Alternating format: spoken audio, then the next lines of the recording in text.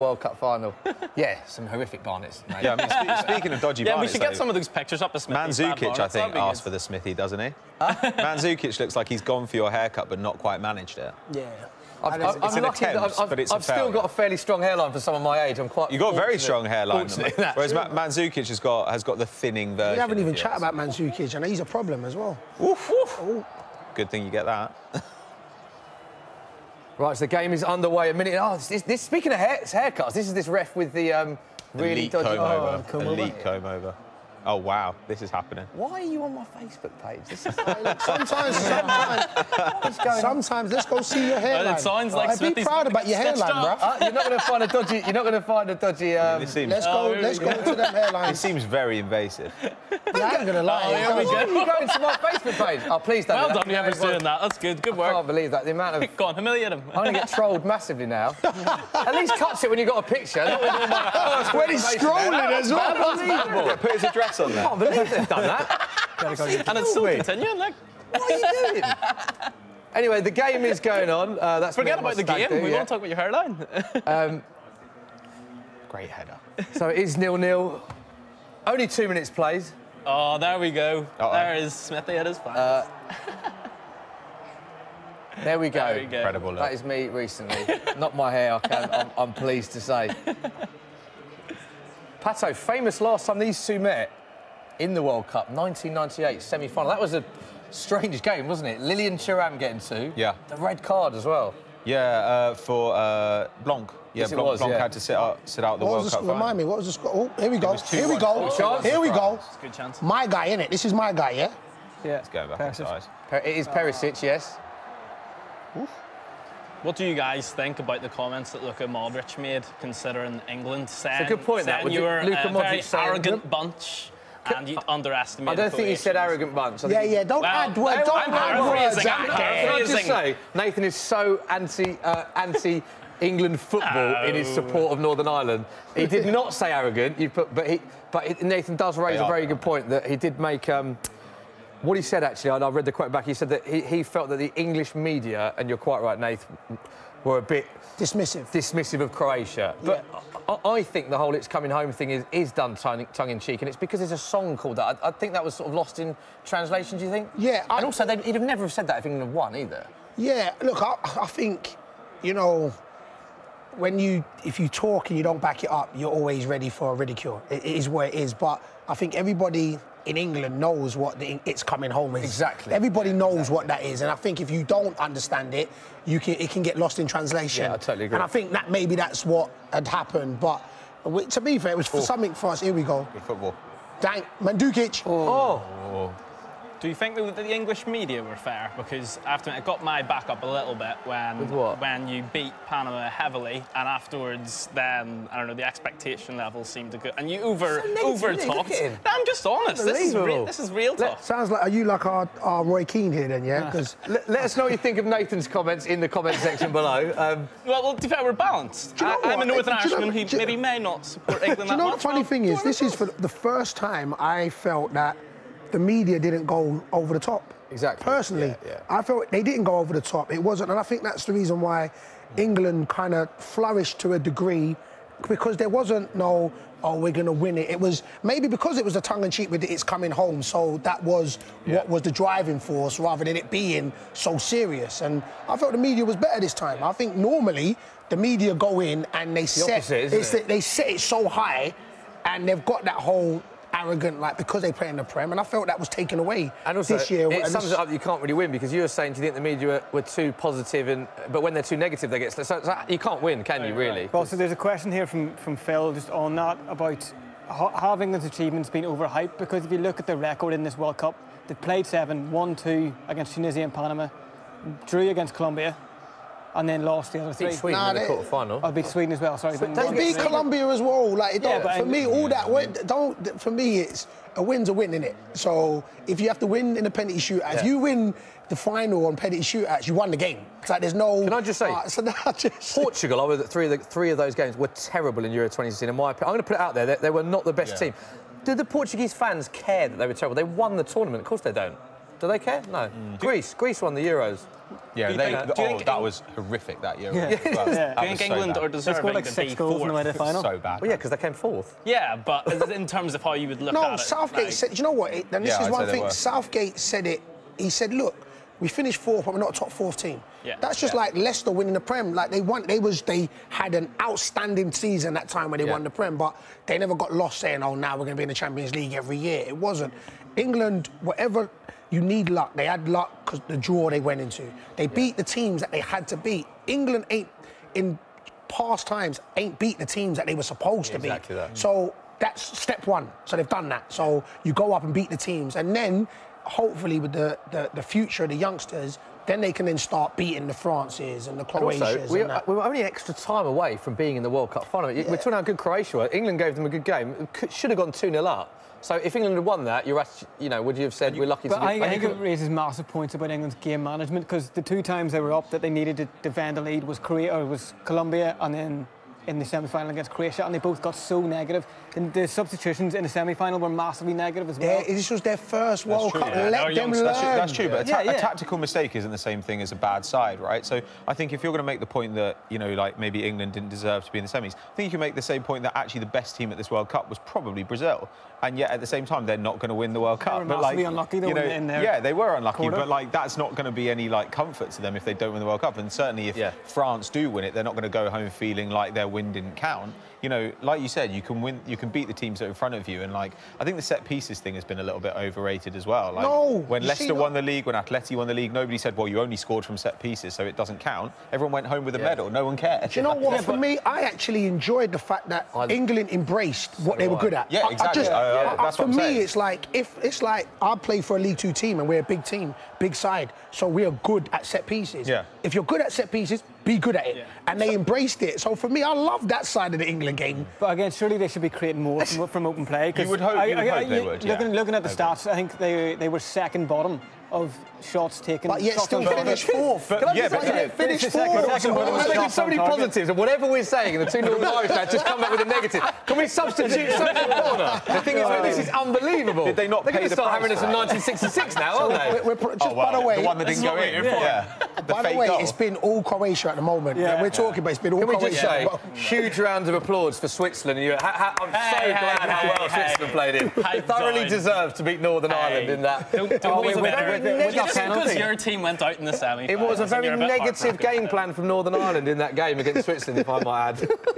You don't know what you're talking about. Oh, dear.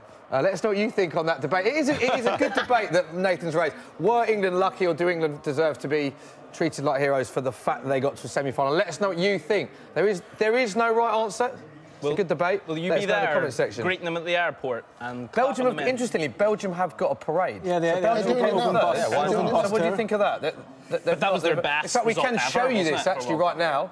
So let us know what you think. This is Jan Vertonghen's Twitter. I thought he had a great tournament as well. Unbelievable day, amazing welcome home. # Red Together. Interesting one, this, Bayo. Ultimately they lost the semi-final. They did come third. They get a medal. But they're not champions. What do you make of this parade? I think third is third. I think third is, I think it's a medal. So you can, they came back, and out of all the teams that was in it, they came third. It's just like the Olympics. You get a bronze, you get bronze. Yeah, so should it have a parade? Me personally, I don't know. No, again, it's... But that's for the fans, not for the players. You can come home and be like, well done, you did the country pride, but a parade, to me, is something that you do when you win. No, but they still got a medal from it. So it's a medal. So that's just like saying we shouldn't get a parade if we got third and got promoted. It's a medal. So it's not the best, but it's a medal. Do you know what I'm saying? So if the country feel, you know what, it was good enough for them to get a parade. Their players, they ask the players, they'd be like, look, we'd already get a parade, sorry, if we won it. But if the country wants to do it, do I think England should get a parade?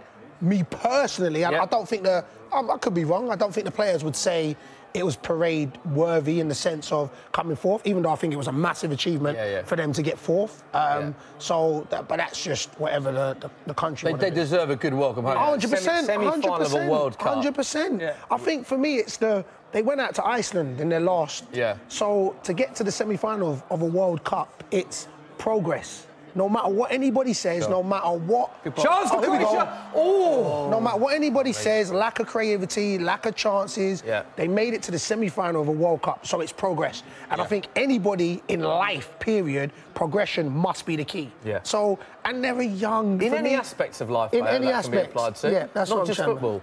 Thank you. Life lessons.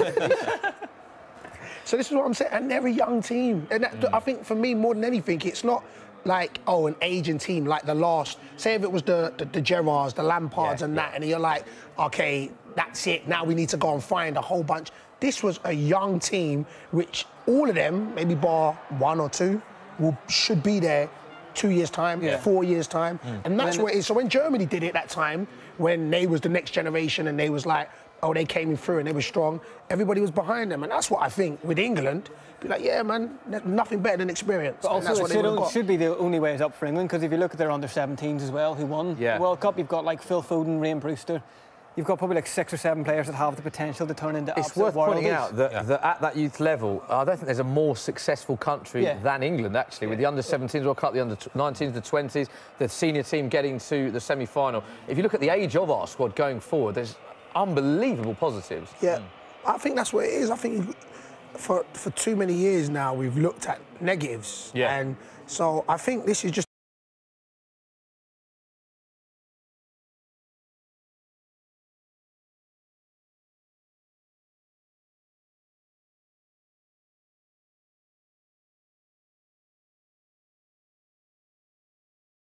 from the opening 10 minutes. They look extremely energetic early on. Which is crazy, really, because they've played so much football. Well, it's interesting, though, these two teams, right, because like they've both kind of dominated possession up until now, so it remains to be seen who actually gets to do that in this game. But it's kind of like we said before, like, if France don't have most of the ball, they can still do something else. They can still counter. If Croatia don't have most of the ball, that'll be interesting to see how they actually construct attacks, right? Yeah.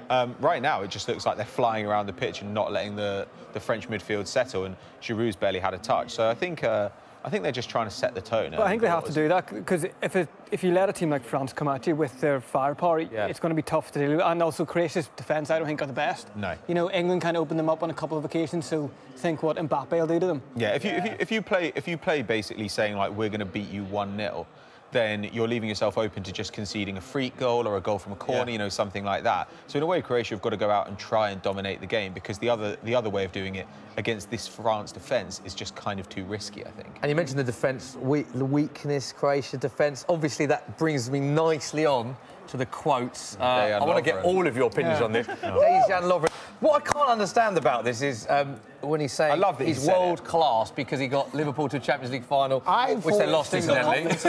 But also, he comes up with that quote 2 days before he's coming up against Mbappe. Like, at least wait until you play the game. You know what? I'm a Liverpool supporter, innit? Yeah. So this is we talk about this in our changing room. I thought it was edited. I thought there's no way you can come out. Really? As a player, this is what I'm saying, as a player, to come out with a statement saying you got your team to both finals. Yeah. For me, I think Mo Salah might have something to say about that. So even that, this is what I'm trying to say. Here we go. Here we go. My guy now. My guy. Clear. It's not my guy now. He's not my guy. My guy. To make that statement, and the funny thing is, if he said, you know what, this year I've got to be considered up there as one of the best centre-backs because I got to the Champions League final and the World Cup final, it's facts. Yeah. Whatever opinion you may have about him, it's facts. Yeah. But to say I got them and I'm world class, for me, I'm just like, it's borderline ludicrous in that sense. Like you said, 2 days before a final, and no, you didn't get them to the World Cup. You was part of a team that helped get to a World Cup final and the Champions League. It just... And if they lose this match, obviously he's actually lost both finals as well. So it's not them ones there. He also deleted his Instagram, I believe, interestingly, after the Spurs game he had when he got subbed during the season. So, you know, I think he's a good player, don't get me wrong at all, but I think it was just the timing of a comment like that was if you look at like the other players in those squads, like Mo Salah, Modric, Rakitic, Lovren is so far down the list on who you would say is the game. Pete Dorman says how it is, No, but but this is what I'm trying to say. It's not like you didn't see Verge come out and say, oh, when I went to Liverpool then had the best defensive record. When I got to... He didn't come out saying that. And, of course, Lovren looks better because he's playing alongside Virg. So, Virgil's a fantastic player, isn't he? For me, best centre-back in the Prem, that's what I think. I think he's unreal and he's only going to get better. You know, this season we'll only see him again getting better. But for me, it's ludicrous for Lovren. It's just, there it is, Flip. Yeah, it was a strange one. So stupid, although you can't, if there was going to be a time to say it, surely it's when he's in the World Cup final. And if he goes on to win this, but it's easier for people to mock it because of the way they perceive Dejan Lovren. So, for instance, Ronaldo said after he won the Best Award, he said, "I see myself as the best player in the history of football and the best player in the world." He just won it, though, didn't he? Yeah, but nobody kind of like mocked that. But it is ludicrous for him to say he's the best player of all time. He's not even close. No. Like, it's ridiculous for him to say that. Who? But Messi is far better than Ronaldo has ever been. Opinion. I don't know. But that's an opinion. The numbers. Both numbers. See, that's what I'm saying. Both numbers. But in that instance, you're saying it's an opinion, right? No, and maybe that's why he's so great. But no. With Lovren, everyone laughs. Here we go. Chance for Mbappe. Oh, but he's number. See, okay, that argument is up there, right? So that is an argument that happens. Who's the best player of all time? I don't know if it's a serious argument. Oh, come on now. People would turn around and have that argument. So you would have that argument. So to you, it may be ludicrous, but people would have that argument. Yeah, Messi for Ronaldo is the most common football debate. But clearly, Lovren's having this argument by himself. He's having that by himself. There's nobody else that's backing him that argument. So can I just say, don't mess with him. He's very big. I don't mind him. He's the gentlest guy on this sofa. He's a nice bloke. He's got nothing to prove. Your point is that is a normal football debate. Exactly. Lovren won. So that's what I'm saying. So for me, in the sense where when Ronaldo says, this is two things. If they win it, and he came out and said it, he'd turn around and be like, well, look, I just won the World Cup, and I got to the Champions League final. So he's got a leverage. Even though we may disagree, he's got a leverage to say something because he's just achieved something. Sure. So when Ronaldo said it, I can't remember, I didn't know that, but you said it after he won whatever he won. Yeah. So he's come back, I just won this, I was voted for it or whatever. I'm the best player of all time. So that was off the bat. So you're saying he needs to win something to for me, if you're going to come out and say something, and like he said, if you're going to say something... Griezmann chance. Who did it? Own goal. Who was it? It was an own goal. It was an own goal. World Cup final. France lead Croatia. It was an own goal. 1-0. Don't knock set pieces. Don't knock set pieces. I'm telling you. Don't knock set pieces. We do it in League 2. I'm in League 1 now, actually. You get me? We do it. Don't knock set pieces. Set pieces work in League 2. Here we go. Look, Paris. They knew it was coming. What has happened here? Great pass from Griezmann. Your hair off your trim. Is there a hint of offside there, Off his hair. It was off his hair. Look, fantastic. Mandzukic hair. There it is. Off the hair. Off Mandzukic. The dangers of the That's what happens. Look. Smithy hair. No gel that don't go in there. That's what put too much. I feel sorry for him. I know. Croatia. I told you. That's how it was. They knew. We were talking about how much of an impact Mandzukic would have. In front of the goal. You're right, but it's in front of his own goal. Oh, I feel for you, bro. Look at the scenes in Paris, Bayo. The flares are there, the flags are there. French fans are going crazy. They are 1-0 up.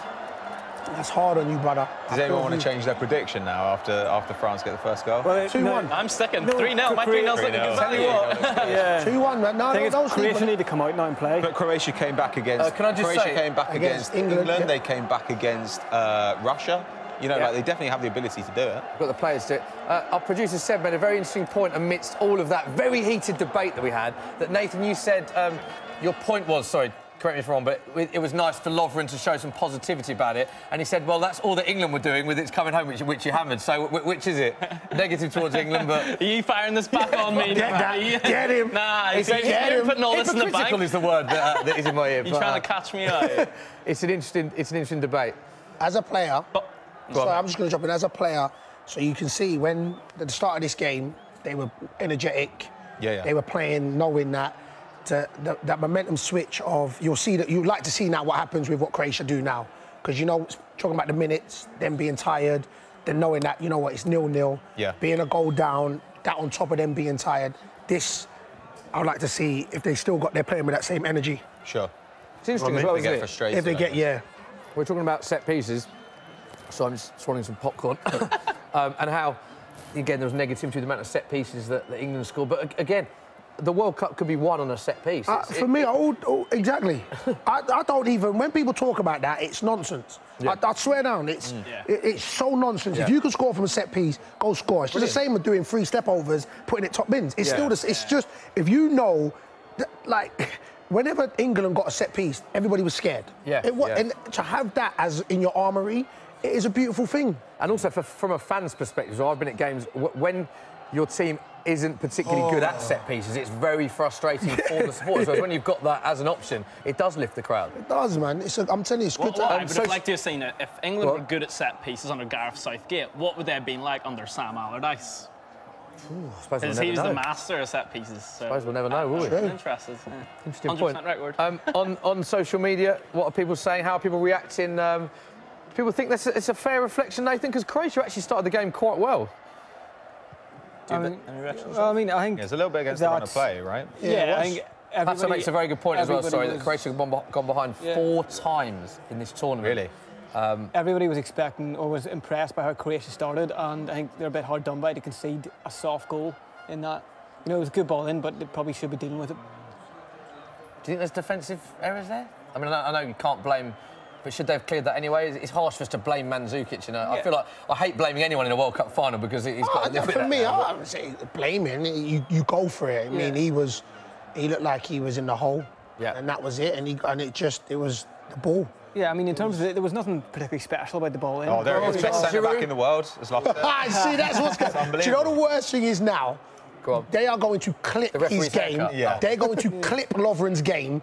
Like I saw Henderson's clip, which if you just watched that, you would have thought Henderson was the worst player in the world. Sure. And that's because just of what he said. Just because of it's just they're going to clip it, and this you just set yourself up for fate. That's me personally. There's one. Here we go. Oh, that's chance. Here we big go. chance. Mbappe. Oh, it's a great tackle. That wasn't long. The game has opened up quite a bit now since that goal.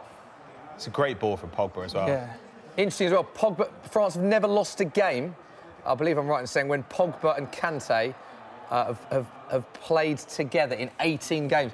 Not shocked. I want to pick you up on that, Pato, because you singled out Kante. You're a massive fan of Kante. I mean, who isn't really? But you think he's up there with player of the tournament, don't you? That highly you rate him. I would make him player of the tournament even if France don't win the tournament. France's defence has been what's got them here. Yeah, their attack has been really good, but nobody can get through that defence. Like, look at the defensive masterclass they produced against Belgium. You know, who, as we said, outscored every other team in the tournament. Close game that though, wasn't it? France-Belgium could have gone either way. But Kante has been absolutely unbelievable. The only game where France conceded a significant number of goals was Argentina, and with Argentina there was, you know, a wonder strike, an unbelievable ball from Messi, and then just a kind of lucky deflection. Like, they're not things that Kante can be doing something about. Plus, I think what Kante's shown, think of how much Man United fans have been whining this season about how Pogba has to play in a 3. No, he doesn't. He just has to play alongside Kante. And it turns out he'll be great. Very good point. Kante's true. I would have loved that. Kante's true player. Are you surprised? Anyway. Yeah, exactly. He is playing in a 3. He's playing in a 3. He's playing in a 12-man lineup. You get me. We are raving about France. They've been quite open at the back, though, haven't they? The Croatia have had quite a few chances. There's a bit of afters going on here, Bayo. No, the referee didn't have it. But they are quite open they've not started brilliantly in the back. Yeah, but in saying that, I think Varane and Umtiti have been the best centre-back partnership for the World Cup. You know, they've been so solid. I think the only other centre-back that's been better than both of them has been Godin. Yeah, Godin was very good, though.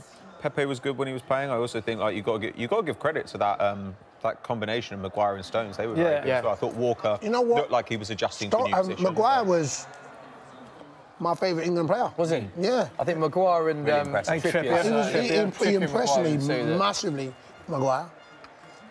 I wasn't the biggest fan of the England squad, but I think Maguire probably was my favourite, just for the fact the time when he turned up to training or to camp with his bin bags, all his clothes in. That's just quality. I like his head massive. That's why massive. I think the size of Harry Maguire's head has actually come up on every single football social. There were polls about it last time. We had polls about it and everything. Do you think it's taken attention away from how big Eric Dyer's head? Wow. Can we just say this is Mario Mandzukic? Look away now at this stat that just popped up on that screen, which I believe said that he is the only player, I'm saying it slowly so that there it is, the first player ever, Bayo, to score an own goal in a World Cup final. That is a stat you don't want to hear, is it? It's not. It's a stat you don't want. It's a stat you don't want. To be fair, that's a mental start in He'll end up itself. he'll be the only player to score an own goal and a goal in the World Cup. Yeah. Wow. I wouldn't be surprised. I'll give him that. If there's one guy who's a big game player, actually, in this match, it is Mandzukic. Yeah, man. He's got 2 goals in Champions League finals. Yeah. He's absolutely phenomenal. I mean, Mandzukic is one of those guys as well who's kind of not had enough credit for what he's done in this tournament. Yeah, we ain't spoke. We talked about the midfield, but we ain't spoke about Mandzukic, how he keeps running. He's constantly affording defenders backs, and he's good in front of goal. You know, when you've got a real good midfield like that, you can get overlooked. Yeah. Man, this game ain't done yet. Yeah. No. There's an interesting question here from Phil. It says, if Croatia can turn this game around, does Modric have a justifiable chance at the Ballon d'Or, given his influence in this squad as well as his Real Madrid squad in the Champions League? The thing is, I don't think how you play in the Champions League or your season should influence your... Are you talking about... For the Ballon d'Or. Sorry, Yeah. I thought you were talking about the Golden Ball for this. Yeah, I mean, it is a very good point, isn't it? 100%. A lot of people made the point that Mo Salah, had Liverpool won the Champions League final, would have been a contender for the Ballon d'Or. So I think the same logic should apply for Luka Modric if he turns it around here. 100%. I think, forget turning it around, I think he's won the Champions League final. Yeah. Correct? What, his 4th in 5 years? Yeah, so he's won that. He's got Croatia, which... to the World Cup final, how can you not take that in consideration? He's got to be up there. Yeah. Why would it not? For me, it's...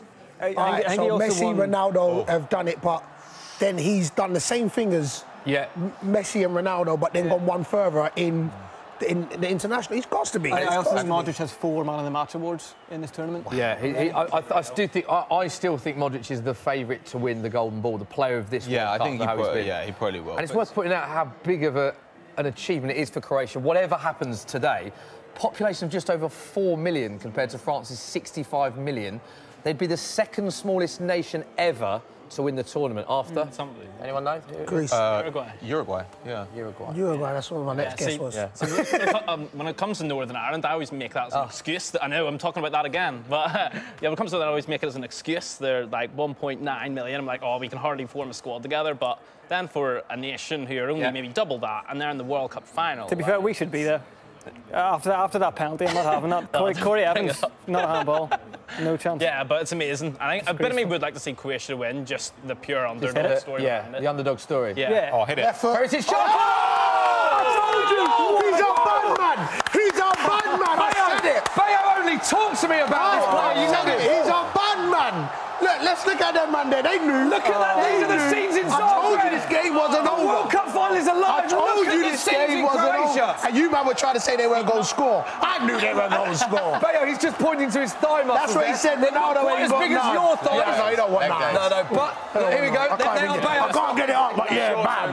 Yeah, they won't come up. Look at the finish. Through this goal. Look at the finish. You knew as soon as he took it. See you later. Bang. That was it. Look, and the worst thing is, the first touch was Mbappe-like when he scored the last. Watch it. Move it. He's in the box. Bang! And that's Kante. He did it too as well.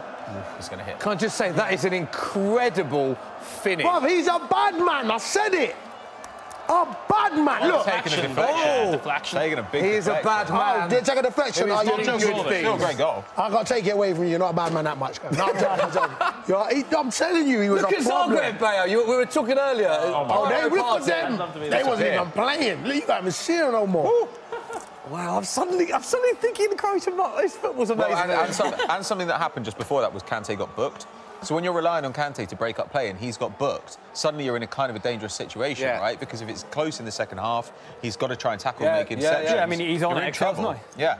Kante's got to watch out for the rest of the game. That's the last thing you want. I said it, though. They've been behind 4 times. It don't faze them going behind. Look at the difference in Zagreb there. There we go. Compared to Taking Paris. picks off. Stunned silence in I'm Paris. joining you in this.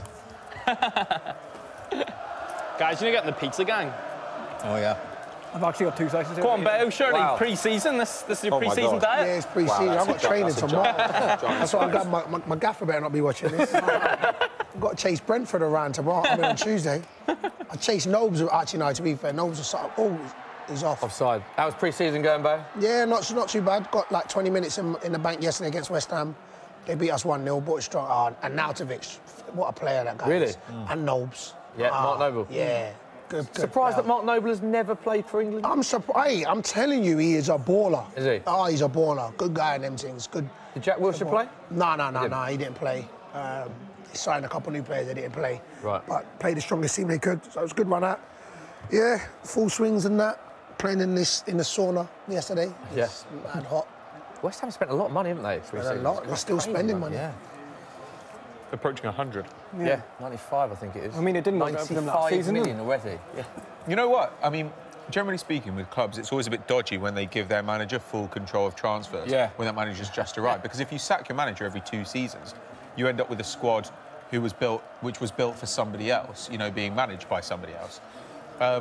In the case of West Ham, I'm kind of OK with them giving control to their manager because I think Pellegrini's pretty good, and West Ham are a disaster when it comes to transfers most of the time. You know what? For me, I find with Uh-oh. I find legs, bro. What are you doing? Go on. You know what I find with clubs nowadays? They had a defender that was, I think they put him for 22 million. West Ham. Yeah, yesterday. Diop.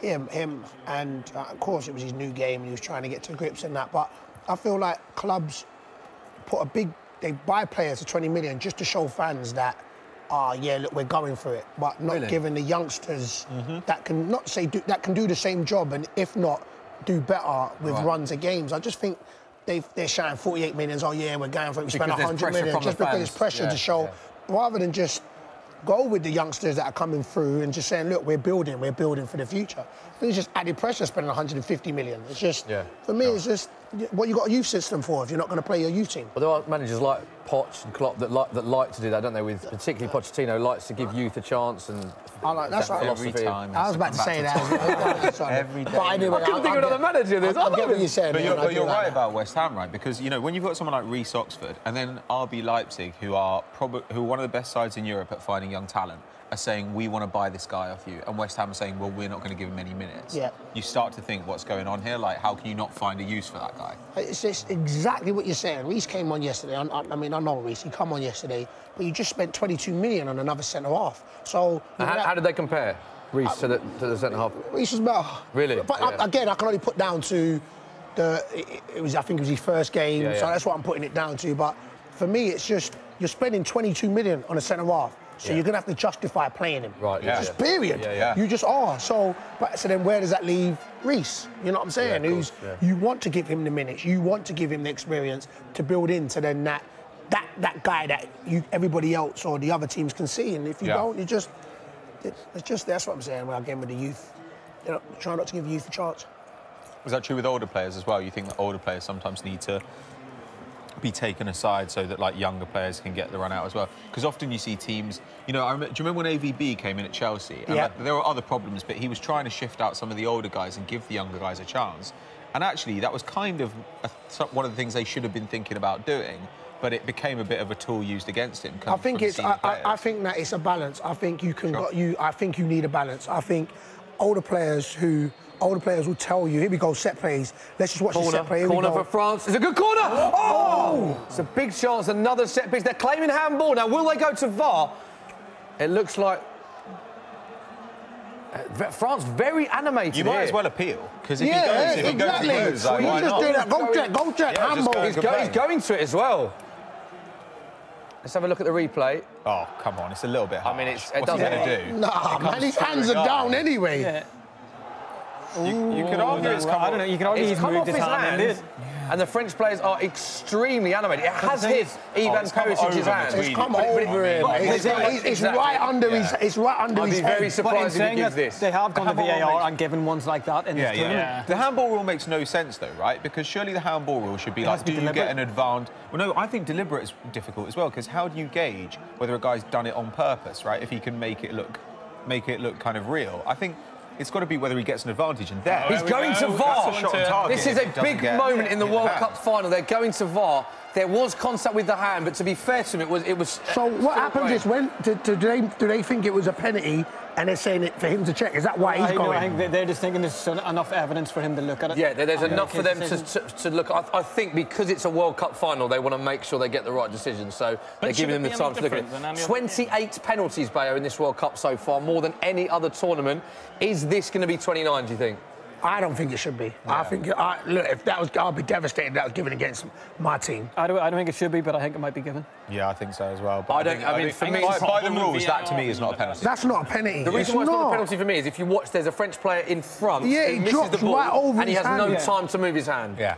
But you're right, Dorman raises a good point. We have seen them given for this before. Yeah, well, there's been two that he's looking at this hard. He don't know what to do. And you've got to look at... well, the thing is, the rules don't say... he's going to give a penalty out here. The rules don't say at the moment. You have to look at what would happen if he's going to give it. He's always going to give it. The referee... He went back. He went. He don't know. You just say no. If you're not sure, say no. Bayo, you're the final in this World Cup. What do you do? No penalty. Penalty. Wow! What a moment! Bayo, these are the scenes of Paris right now. They're cheering if he scores. No. It's going to decide the World Cup. No. So if Griezmann takes this, then Griezmann is on 5. If he gets the previous one as well, because it was on target, then he's on 5 goals for the tournament, 1 behind Harry Kane, and on a hat-trick in a World Cup final. Because the first one was on target, that will go down as Griezmann's goal, even though it took a Mandzukic touch. If Griezmann takes this, no, it wasn't. And he scores the first goal. But I'm not convinced it will. The first goal was given as an own goal. It shouldn't be given as an own goal. No, it is given as an own goal. I think after the tournament, it will be given as Griezmann's goal. No, but it is an own goal. Right now it is. Right now it is. I mean, is he going to do a hat-trick? It's definitely given as an own goal. That's never been. No, that's bad. That should be a Griezmann goal. It's on target. That should never be a penalty. It's into the mix, though. How can you tell it's on target when it's in the mix of players? Because we do that all the time. Like, we judge the flight of the ball and see whether it would be on target. You can look from behind and see whether anyway, it was given as... I can confirm it was given as an own goal, the first goal. He has given a penalty. I would... Now, Antoine Griezmann, let's point out, has got a mixed penalty-taking record, hasn't he? He's taken some huge penalties, and Subasic has been phenomenal, saved more penalties in this tournament than any other goalkeeper, I believe. Really? And he hit the bar in the Champions League. He's had a lot. Griezmann looks nervous, isn't he? He does look nervous. He's missed the Champions League final before, don't forget. Scoring, though. Yeah. He looks nervous, but he's scoring. Subasic has been phenomenal. He looks nervous, and I'm telling you... Subasic has saved 4 penalties and shootouts in this World Cup. Paddy McGuinness. He does looks nervous. He looks nervous, but he's got this, though. Will he score, yes or no? Very quickly, Nathan. Is he going to score? Yes. Yeah, I think he's going to score. Bottom left. Pato, Bayo. Yeah, he's scoring. I think he might miss. He's scoring, man. He's scoring. I think it's a massive moment for Griezmann, of course. Nah, he's passing this in AB. He's passing. I don't want VAR to decide the World. Bayo, how is your nerves? How is your nerves? This is you. Oh, your heart is beating. I don't care how confident you are. Your heart is beating. Right, it's a very short run out. Antoine Griezmann to give France the lead in the World Cup final. Bottom right. Here he goes. He's reversing it. Oh! It's in the back of the net. France 2, Croatia 1. Well, you know what? There is the famous dance. These are the scenes in Paris. Oh, they're cheering now, aren't they? That's bad. That's bad. Can we just talk, how do you feel as a Croatia player and how do you lift yourself? The 2 goals have been an own goal and a penalty awarded by VAR. That's never How do you calm your nerves at half-time? You use that. You use that and say the world's against us and it's us against them. How is that? That's so rough. That's rough. So rough. Because it can't. Because the worst thing is it just beats his head. It just beats his head. And doesn't it go hand onto his thigh as well? It's like it's a soft penalty as well. His hand isn't in an overly unnatural position either. Yeah, because he's jumping like that. It's bad. It's bad. So we're at a point now. If there's no further goals, the World Cup final will be decided by VAR. Well, I put a poll out. But it's not going to strike. There's more goals here. I put a poll out when the penalty was awarded, and it's actually closer than I thought. 58% say no, and 42% say that should have been a penalty. Oh, wow. That's a lot closer than I thought, to be honest. Yeah. I thought it would be more like 75-25. Yeah. I can see the argument, though, for it. Be given a handball, though. That's just so soft. I can see the argument. Especially... Go on. No, just as I say, like the ball did For me, you know where the problem lies? He looked at that 20-odd times. Yeah. So if you're looking at that, you had to convince yourself the 20th time. Yeah. And that's bad. Yeah. For me, that is bad. I'd be interested to know. And it's a world-class The worst thing is I so want Croatia to score, and then it to be 3-2. Yeah. I don't want it to. I don't want it to lose like that. I don't want it to. I don't want them to win like this. I like this, so it's a good final. I'll tell you what, it's a great World Cup final. The thing for me about VAR, is why that isn't a penalty for me is the whole point of VAR. For me, as far as I interpreted it when it came in, was that it's meant to clear up and be clear and concise. If we're sitting around the sofa and we're having a debate and we don't know, then surely if it's not clear, you can't give it. You can't give it. You can see by how many times he double-taked. He went and then went back. The referee actually went to VAR, walked away and went back to VAR, which is... I would love to know what was as a referee, it is your discretion. It's subjective. The referee is there to make those decisions in his reading of the laws. And again, I disagree with that decision, but... So then for me, it's then, what's the point of having... This is what I'm saying. Because it gives you a second look at it that he might not have seen. But give him 20 looks. Yeah. For me, it give him 20 looks to have it in the end, for him to convince himself and be like, and he just, for me, that's wrong, personally. This leads on to a question quite nicely from Steve saying, do you think the use of VAR in this tournament has been successful? See, up until here, it has. See, that's a very good point. Up until here, here is the World Cup final. Here's the World Cup final. So for me, it's that what just happened there was wrong for it. But up until it, there was stuff that you wouldn't have seen. There was stuff, and I felt, it's worse. You know what I'm saying? And then of course, it puts into players' mind like, you know what? Even if we normally would get away with something because they can double take. So it's been a bit more clearer. It's a bit more fluent. Whereas here, I think it's totally wrong. My problem with it is, like, it's just, when does this sort of line sort of stop? Like, say for example, the Perisic high boot, like, could that have been pulled back? I didn't think that was a high boot. My man died. He died anyway. So I don't think it was a... But it's interpretation. Nathan, we've got a tweet from Joey Barton, I believe. Yeah, so we've got a tweet here from Joey, who says, if you think that's a penalty, you're either French or you've never played football. It could ruin a great game, that. How is Perisic meant to get out of the way of that? I hope that's not the key moment of the game. I got to agree with him, brother. Yeah, I've got to agree with him. I've got to agree with him. Are we all agreeing with Joey Barton? Well, no. Yeah. I like the reply at the top there as well. Thought you were French, though, Joey. Really good, For the French accent. It would be such a shame if that was the definitive moment in this game. I would feel for Croatia there. Well, one positive thing about an own goal and a penalty by VAR is what loses them the World Cup final. One positive thing about VAR is that, there's only been 1-0-0, is it, in this tournament? France v Denmark is the only 0-0 that we've seen in the World Cup. The most goals in World Cup history this tournament's had, the most penalties in World Cup history, the most own goals as well. I mean, the VAR's, not the own goals, but the penalties is hugely down to VAR, isn't it? Yeah. I mean, the goals thing, though, is not really, like, fair, right? Because there have only been 32 teams in the World Cup since 1998. Like, when you look at the tournaments from, like, 1958, there was a tournament where, like, Hungary scored 22 goals in, like, 3 group games. Like, they just banged them in constantly. So, I mean, like, it's good. Who were the 22 goal scorers, Pato? I expect you to know this. I'm pretty certain it was Pushkash and Kokshish and all those guys. There we go. He knows it all. But I think, chance for Croatia. Oh, off the back of him. No. Another chance. Why is he hitting that? Croatia still look dangerous, don't they? That was Dejan Lovren. Oh, Loves! Imagine if he put that in, then you feel like an idiot. I'm going to put out Then you feel like an idiot. halves in the World Cup tour. I think France have been poor at the back today. I'm putting it out there. I think they've been very poor at the back. Well, certainly from these set pieces, they haven't dealt with it. Dejan Lovren would have been... Is that Ballon d'Or if he'd scored that? Yeah, probably the best player of all time. 43rd minute. This has been great. Yeah. Corner I really for didn't think Croatia. this was going to be this. This has been probably one of the most open matches at this Cup. Oh my God. Wow. Play for handball, man. Just see what happens.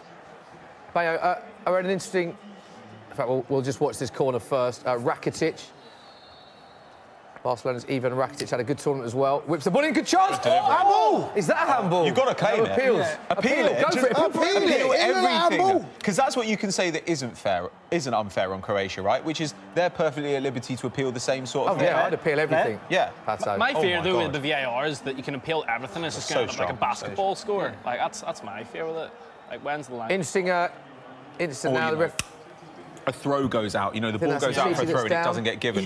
Or it goes out and it doesn't, and it shouldn't have been a throw. And then you're like, from the throw, there's a cross, and from the cross, there's a goal. How far back do you go, in the chain of, causes? That's the issue I have. But I think other sports use it more effectively in that, each team has an allotted number of challenges.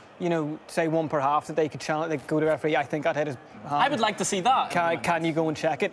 And then the referee can just use it as much as he wants when he... No, I'd like to see that. Challenge that. And then, but if you get it wrong, you lose your... Because otherwise it's just breaking up the game so much. But I don't know. I don't think it's that bad. Like, when you think that this is the first major tournament that's been used at, I kind of think that we look at 5 years, 10 years' time, I think that this is going to be, pretty good. I don't think it breaks up other sports too much. I don't think this is that bad an implementation. I think other sports have implemented it much more seamlessly.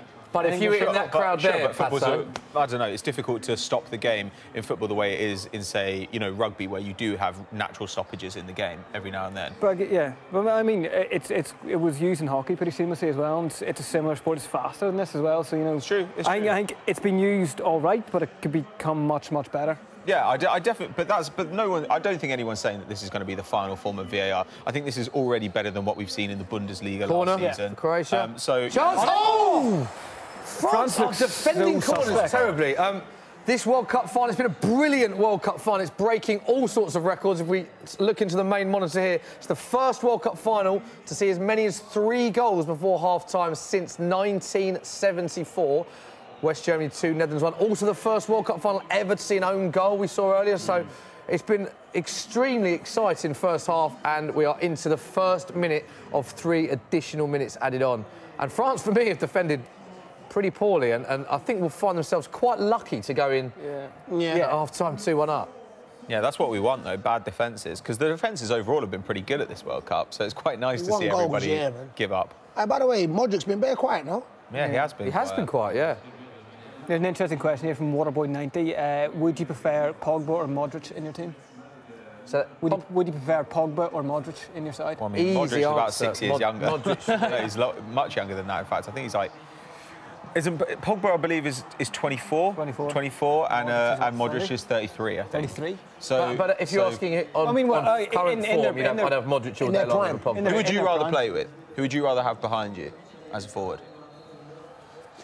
It's difficult for me. I think Modric... As a player, though, Modric has got... Modric's a better player. Modric's a better player. Modric picks you out. He'll find runs. He can dictate the control of the game. And he's a specimen. He can get up and down. It's just they're different players. I mean, you'd really want to have both of them. You know, they will complement each other. You're just being greedy now. You know, I'm being greedy.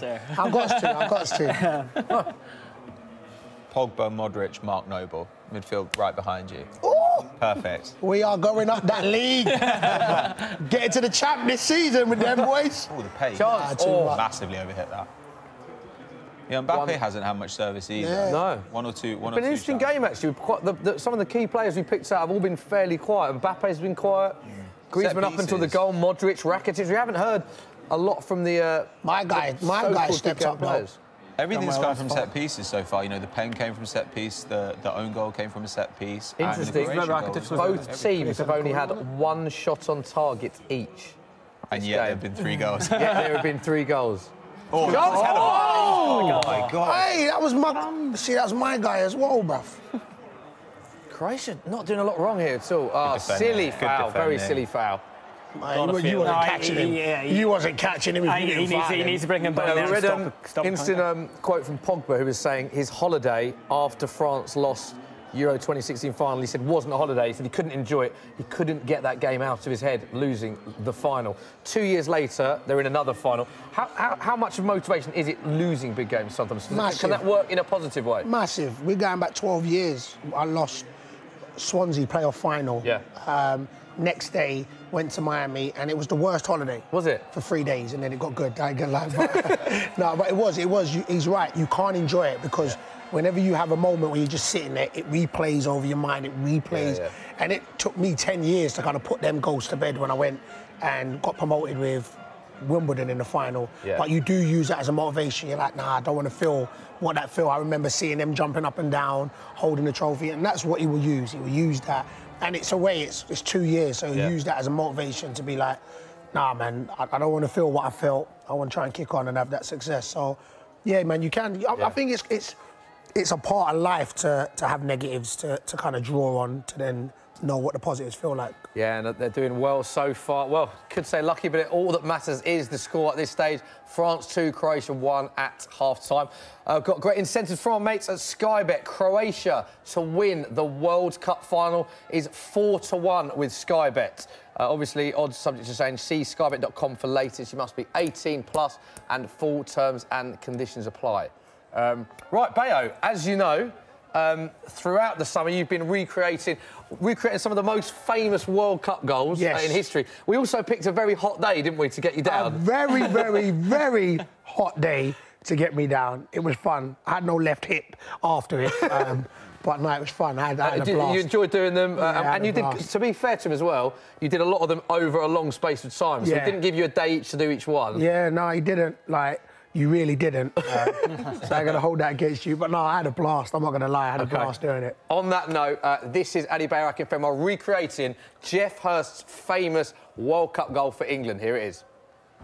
Hey, what's going on, people? It's your boy Adebayo Akinfenwa, a.k.a. The Beast, and I'm again back here at Soccer AM car park to recreate the famous Jeff Hurst goal, last goal, to make it 4-2 to win England the World Cup against West Germany at Wembley Stadium. Here we go. We're going to do the first attempt on my right foot. Here we go. Here it is. So Hurst, he drags it, then he, he thinks it's all over. He moves it. It is now. Oh! But he takes it on this to his left. Drags it. Oh, all right. He brings it to his left. There, So he brings it, slows, drags it. There it, Last minute's World Cup final against West Germany. But I salute you, Hurst. You dig it. He drags it. Get the height. I'm trying to get into the frame of Jeff Hurst, you know, my guy. So last minute, he dribbles it slow, getting him up, drags it to the side. There it is. Shifts it. Hurst, he takes it, moves it to the side. Nah, that's a fine. What I say last time? Make sure the air is equally distributed in the balls. Here we go. He moves it to the side. There it is. They think it's all over. It is now. Dogsville. Hursty, my guy. Damn, they weren't doing that in '66.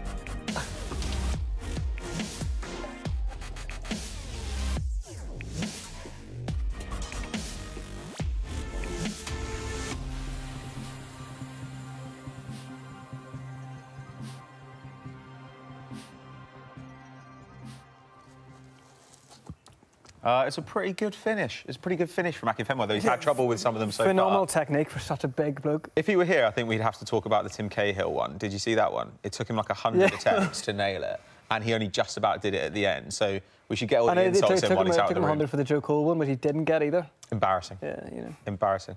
Yeah, have you guys got anything from social? Let's see what people are saying at half-time. The questions are rattling through, so just a reminder for anyone at home, just leave your comments on YouTube and Facebook, and just remember to hashtag the football social at the end. We're going to keep reading them out to gas the guys. Yeah, so this is my favourite comment that I've seen so far.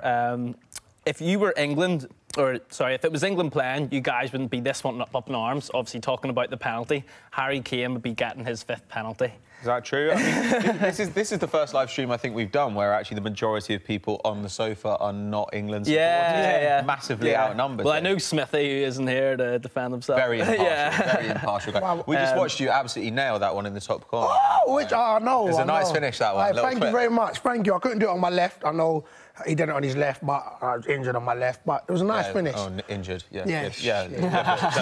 That's good, but no, it's believable. I liked it. So have we got anything else? Yeah, so just to follow on, we've got a question here from Dean Said, who asks, who do you think deserves the Golden Glove?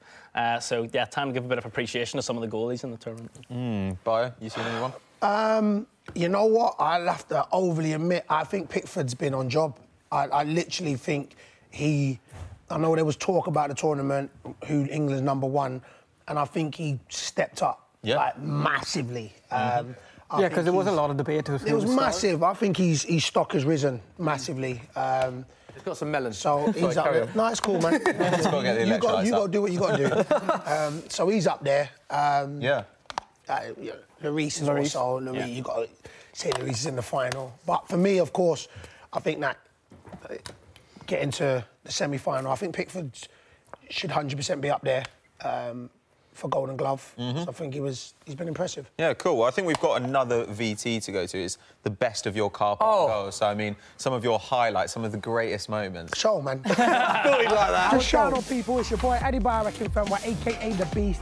And today, I'm here to recreate another classic goal.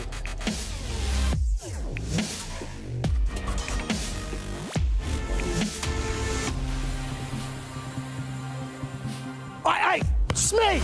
Hey! Get over me, man! the Samba gods. I know I'm built like a truck and a tank. Technique to my right. No one's ever done that before. That's terrible. That is terrible. There it is. Oh! No, wait.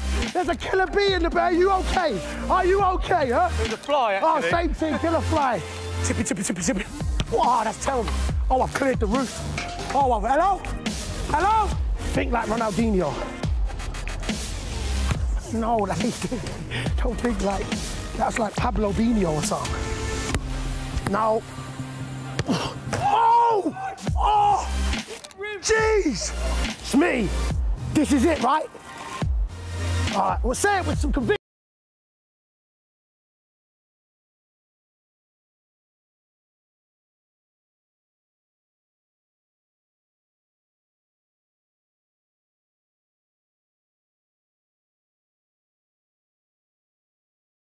I'm telling you, here we go.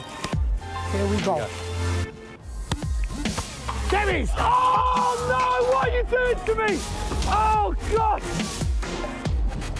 Oh, bang! Hey, I had to put a remix on that. I'll tell you. Bang! That's a remix of Celebration as well. Ha ha! There it is! There it is! Oh! Slow-mo it!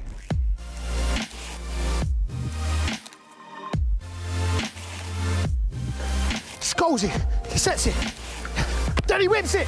Oh! Hey, wait a minute, Scozy didn't celebrate like this. Scozy didn't celebrate like this. Oh! Oh! Here we go, he moves it. He moves to the side. There it is. There it is. They think it's all over. It is now. Guy. Damn, they weren't doing that in '66. Guys, round of applause for Bayo. That is brilliant. Bayo, I've got to say, brilliant seconds there. What was your favourite goal? I had to be the Belgian one. David Platt. Ah, the Platty one. And we was talking prior and thinking, we're going to be here for a while. We was. And it was, I had like everything against me, the sun, your service. You know, I just had everything against, it was that. And then when we cleared it, it was, that was real elation. I think we've got to show another angle. We've got this is the slow-mo of the Platt goal.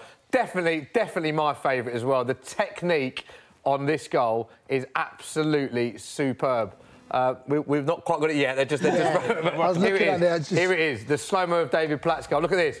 Bang. Oh, and it's so clean as well, doesn't it? The rim, it goes straight in. Absolute dart. Unbelievable goal. Which goals from this tournament do you think you'll be recreating next time? Maybe that Pavard one, that France one against... that was a good one. That was a good goal of the tournament. Yeah, for me, I'm buzzing on that. The free kick one? Free kick. Oh, you know, do that on a light day, though. You saw me on the struggle with the Ronaldinho. Do you know what we loved about this is so I spoke to Bayo, we got him in, and then we didn't tell him about the goals. He was recreated until he got in, and you'd watch him and go, oh, hell no. Fuming. Oh, that was a strike as well. That was a good strike as well. Nice. Anytime it's in off the post, Anytime, yeah. But off the back of a very good season, Bayo, that you had. Yeah, no, unbelievable goal-scoring season. It was proved there in the car park as well, wasn't it? I'm just letting you know, people know I'm more than just a big guy, you know what I'm saying? Like, FIFA, you was watching, my skill stats must go up to at least 3, you know what I'm saying? So I'm cool with that. Just, you know, I like to kick down doors and that, you know what I'm saying? Kick down doors. You said to me as well that you were going to call out some of your teammates, because your teammate, they went on social media, a lot of people saw those goals. Yes. And your teammates... Yes. Do you want to call them out now? Right. Down to camera 1 there? Where are we at? Where am I looking? Big camera 1, there you go. Single one of you, Sam Saunders, Luke O'Neill, Marcus Bean, Paris O'Neill, Anthony Stewart, all of the Wickham, because they were all talking about how many takes did it take you to do? How many? I was like, what? We're going to get you lot down the car park and we're going to pull it on. And I'm going to show you that Beast is number 1, all right? So you all got it. So I'm calling you man out. It's been done. Thank you. The challenge has been set. Let's see if they want to do it. That was a finish as well. Did you know that? I want to see a head-to-head between you and is it Panama's? Is it Torres? No, there's no head-to-head. I want to see that happen. You know what? Let me say something. This is real. Before the tournament, people were talking, oh, there's this big guy, strong guy, rah, rah. How many times did he go down on the floor when he was going? You have not seen me on the floor unless I'm tired or I run the channel. That's the only time you see me on the floor. He was going down. He's soft. I'm sorry. I'm putting it out there. If you want to see me and have a conversation with me, the Panama guy, let's have this conversation. Right, who else are you going to get angry about? The Panama guy, the Wickham, anyone else? I'm right now. I'm out, and the VAR and the referee. No, I'm good. Fuel prices at the minute. Don't get me started. 5 kids, I've got a big-ass car. It's just a lot. Oh, dear. Pato, and we're trying to get back to the game now because I mean, it's a brilliant, I don't really want it. Brilliant conversations. We've got a brilliant stats that is in the big screen. There is even Perisic. Great goal, that. Even Perisic is only the second player in the World Cup history to score a goal and concede a penalty in a World Cup final after Marco Materazzi in 2006. I think Materazzi went on to score a penalty in the shootout there in Italy, won it, obviously. Yeah. So, I mean, if it ends that way for Perisic, I'm sure he'll be perfectly happy. Yeah, be very happy. He got Zidane sent off in that final as well, Materazzi. He did, yeah. It was a pretty amazing game for him. As a final so far, compared to other World Cup finals, it's been quite good, isn't it? Yeah, great. It's been a lot more open than I thought it would be. Yeah, certainly better than the Netherlands-Spain. I remember that one being particularly brutal, not just because the Netherlands lost, but because it was dire. It was a foul fest, wasn't it? Yeah, dirty team. Pato, it's interesting you were saying about what goals would Akinfenwa recreate from this World Cup, and we mentioned 1 or 2. But looking back on these highlights, there's loads of great goals, isn't there? This goal is unbelievable. Cheryshev's goal for Russia against Croatia, he hits it first time, he hits it so sweet, and the keeper just stands still, which always makes it look good. Look at this. Wham. So Gerard did ask who has scored the best goal. So I was a big fan of Pavard's goal because of I think there's goals that look better from 30 yards out. They hit the top rim, but I think as a technique, the way that he cuts he was like almost horizontal when he hit it as well. Similar to Nacho's, but it was that. Which one was that one? Pavard, the French goal, the France against Argentina. The one where he hit across it. Yeah, I'll give you that. I also Tony Cruz as well. Jesse Lingard's worth a shout. It wasn't even in there. Oh, it was. You know who else wasn't in there? Cavani's first goal against Portugal. Yeah. Pings the ball out to the side. Suarez the header. Amazing ball, I wish it had been cleaner from the head. Yeah. But that's why I think it was, because it was a bit off. He's got a big-ass chin and that, and it just banged on that. But for, like, all-round forward play, that was very amazing. good. But I think you have to mention Tony Kroos as well, considering the magnitude of that goal. You know, injury time, and he just bangs the top end. The area he puts it in. It's unbelievable. That's a good shot. I also think Lionel Messi. Oh, yeah. Not Nigeria, for... No, let's stop that. The 2 touches. Let's not bring that up again, man. 2 touches. Let's not bring that up again. Let's move on swiftly. Right, the players are out. We will move on swiftly. The players are out for the second half.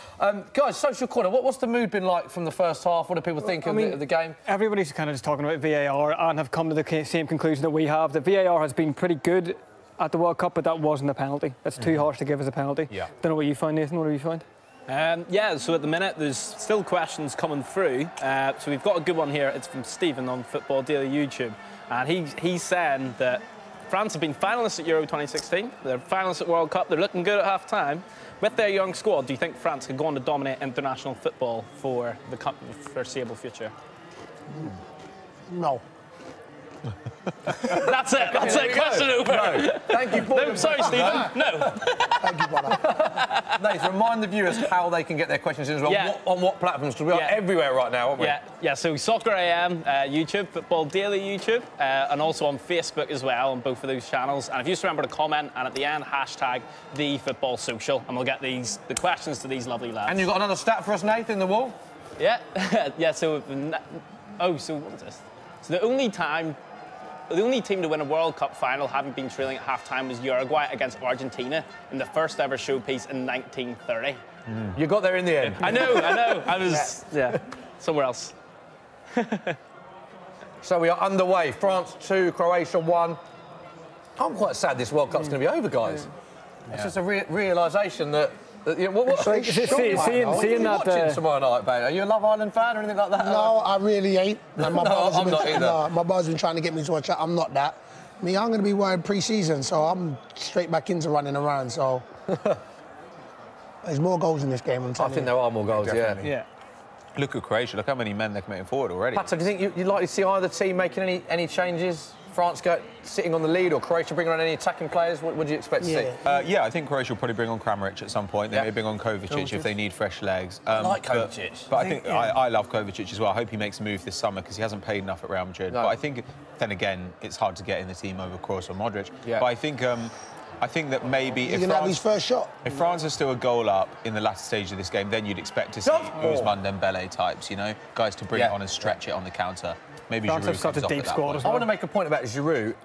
I think there's a similar aspect with Giroud and Sterling in this tournament. Neither have scored a single goal between them. Both, Sterling, for me, faced unfair criticism. Oh, yeah. But in terms of... They're both, let's put it this way, they'll both be disappointed with the lack of goals they've scored. But I think if you take either of Giroud or Sterling out of that team, the system would be so different, and like England would not be as good as they were if Sterling wasn't in the team. And the same with Giroud. Giroud does a lot of the ugly stuff that people don't realise. You take him out of the team and the whole shape would be different. Do you see where I'm coming from? 100%. For me, I don't get why the media only concentrate on Sterling's negatives. Yes. I think he is a constant threat and just puts fear. Great ball. Oh, that's a good effort. Fantastic save. Really good effort from Tyler. It's interesting because he will look at that, Bayo, though, as his goal return for England isn't what it is for Man City. 2 goals in 40 games, whatever it is. So he will be disappointed in that, but he offers so much more, doesn't he? Oh, he does, and I don't get why they get so fixated on that. Don't get twisted. You do get frustrated, and he would get frustrated. Like, you know what? Oh, I should have scored that, and you know, and then here we go, set pieces. It's a chance goal. Vida, bruv. You know what I'm saying? Goal kick, France. You need Pilates. But it's also not just the media as well. Like, speaking to England fans, a lot of them are divided on Sterling. I think that's stupid. I honestly think that's stupid. Like, we were here watching the Sweden game, right? And I don't think England win that game without Sterling. The way he makes a save, by the way, Lloris. Great save. Yeah, you'd expect him to make it, wouldn't you? He has been one of the goalkeepers of the tournament, though. The save he made against, was it Denmark? Australia? One of them in the group stage was phenomenal. Played well against Belgium. Both these keepers actually have been brilliant. I think Subasic I've been really impressed with as well. Yeah, speaking about that as well, we put a poll out earlier to ask who should win the Golden Glove Award. Yeah. And actually 62% people have said Jordan Pickford. Wow. 20% Hugo Lloris. Oh, great ball. 16% Sorry, Nate, say that again, the percentage split? Yeah, so 62% Jordan Pickford. Pickford first? Yeah, 20% Hugo Lloris. And 16% is Subasic. I think that's quite fair. Yeah. I think Lloris should be closer to Pickford than that. I think it's tighter. And no one's mentioning Courtois, and I think Courtois made more saves than any of the other keepers. Courtois made more saves. I think the importance of the saves that Subasic and Pickford have made. He's such a another chance for the save that I loved of Pickford's was it last minute against Colombia in extra time. I can't remember. And that was unbelievable. It was amazing. There were 2 as well against Sweden. That was mad. I was like, yes, there were. It was such a big moment in the game as well because it completely changed the game. I find it remarkable though that, like, I don't know, I looked at Pickford like the season gone and I didn't think he was good, but not that good. So it's interesting how he's stepped up. He's good with his feet. You have to play players on form, don't you? You don't necessarily play players that are for their name. You've got to play players on form. I mean, he wasn't offered a lot of protection during the season. You know, he wasn't playing with a fantastic defence, and he was taking a lot of shots. Same as Butland and Pope, actually. But it's just interesting that, like, beforehand there was a big debate over the #1 spot, but now you wouldn't even question it, would you? No, not at all. I think he's taking his chance really well. I mean, he's so young as well. His confidence 24. Must be sky high. I don't think France, again, they've not been brilliant at the back today at all. But that ball over the top shouldn't be that difficult. Yeah. No. Good awareness, though, from Lloris, right? You've got to say, quick off the question that mentioned about France being finalists in 2016, finalists here again, I mean, I think they're all right, but they stumbled their way to the final in 2016. They haven't really hit massive heights here. You know, they've had maybe 1 or 2 properly good games. But they still consistently find themselves in the latter stages of tournaments. That's all that matters. They find a way to win, don't they? I think we've seen. I think it's the shortcomings of Deschamps you see as a coach, like at this tournament. And actually, like when you say, I agree with you that Giroud's been useful, but I think that part of the reason they weren't able to get more out of an Mbappe, Dembele, Griezmann front line is because Deschamps is just simply not a very good coach. I think that a different coach could get a lot. Like, there's no way that you should be failing with that front line. Like, but my point is, watching that game is that Giroud wins everything in the air. He's that focal point number 9 that allows Griezmann and Mbappe to have a free reign. Yeah. When that first game, when they were playing as that 3, it just didn't look like the system suited those players. That was why. Yeah, I get that. I think it's harder when people know there's 3 quickens. They leave no space behind, and it's harder to break that down. So even if you do drop off, because Giroud can win headers and bring players into play. Yeah. They can play off, and then if they do play high, they've got the 2 quickens to run in behind. So I just think it's that you can do more with the 3 of them, if you understand what I'm saying. You think Giroud pulls their defensive line out? Yeah, I just think that he can do both. So if they drop off, he can get in. If they stay high, the quick players will then, therefore, be able to run in behind. Whereas with the 3 of them, it's just if they drop off, there's no space in behind. So then it nullifies what they're. Here we go. But here we go. Open your legs. Open your legs. Oh, he's going to get fouled. Oh, good save. When he gets into motion, he is scary. Bayo, we're talking about Croatian. Again, got to admire for the size of their nation. What an achievement this is. Running on what's going on? Yeah. There was a huge pitch invasion going on, which has sort of killed the flow of the game, really. Disappointing. I think I've only seen 2 pitch invasions this year in football: the World Cup final and the Champions League final. Crystal Palace as well. Okay, yeah. How was that game? What is going on there? Come on. What's happening? I don't get what you get out of that. Oh, it must be so frustrating. Just showing this chance again. Mbappe, raw pace. He is scary, isn't he? Vida's a bit lucky there. He's straight on pushing him. He's trying to do as much as he can. Yeah, I guess as much as he can get away with. But fair enough. I mean, that is what you do, I guess. Yeah, that's not for me. That's not a foul. Nah. But again, some defenders have been really stupid because of VAR as well. They still absolutely manhandled players in the box, and you're like, you're never going to get away with it. Yeah, like the effect of VAR could take a few years, right, for players to actually learn to defend a different way, where they know they're not going to get away with like a little push, a little trip, a little kick. You know, like those things are going to come back to haunt you. I reckon you just took that ball back off him. So it'd be good. It'd be actually nice to see some of that stuff come out of the game, and also, you know, diving and stuff as well. It'd be good to see that punished a little bit better. But then again, you can say Neymar dives quite a few times, and he would definitely could say that. I think quite a lot of people have said that. There were no ramifications. I think there have to be for that kind of stuff to some extent. Yeah, I mean, I can't believe he got. I don't think that's a foul, man. I think keepers get so cuddled. Yeah, so what? So yeah, what I was trying to say, you get me? Mollycoddled. Yeah, same offside, I think.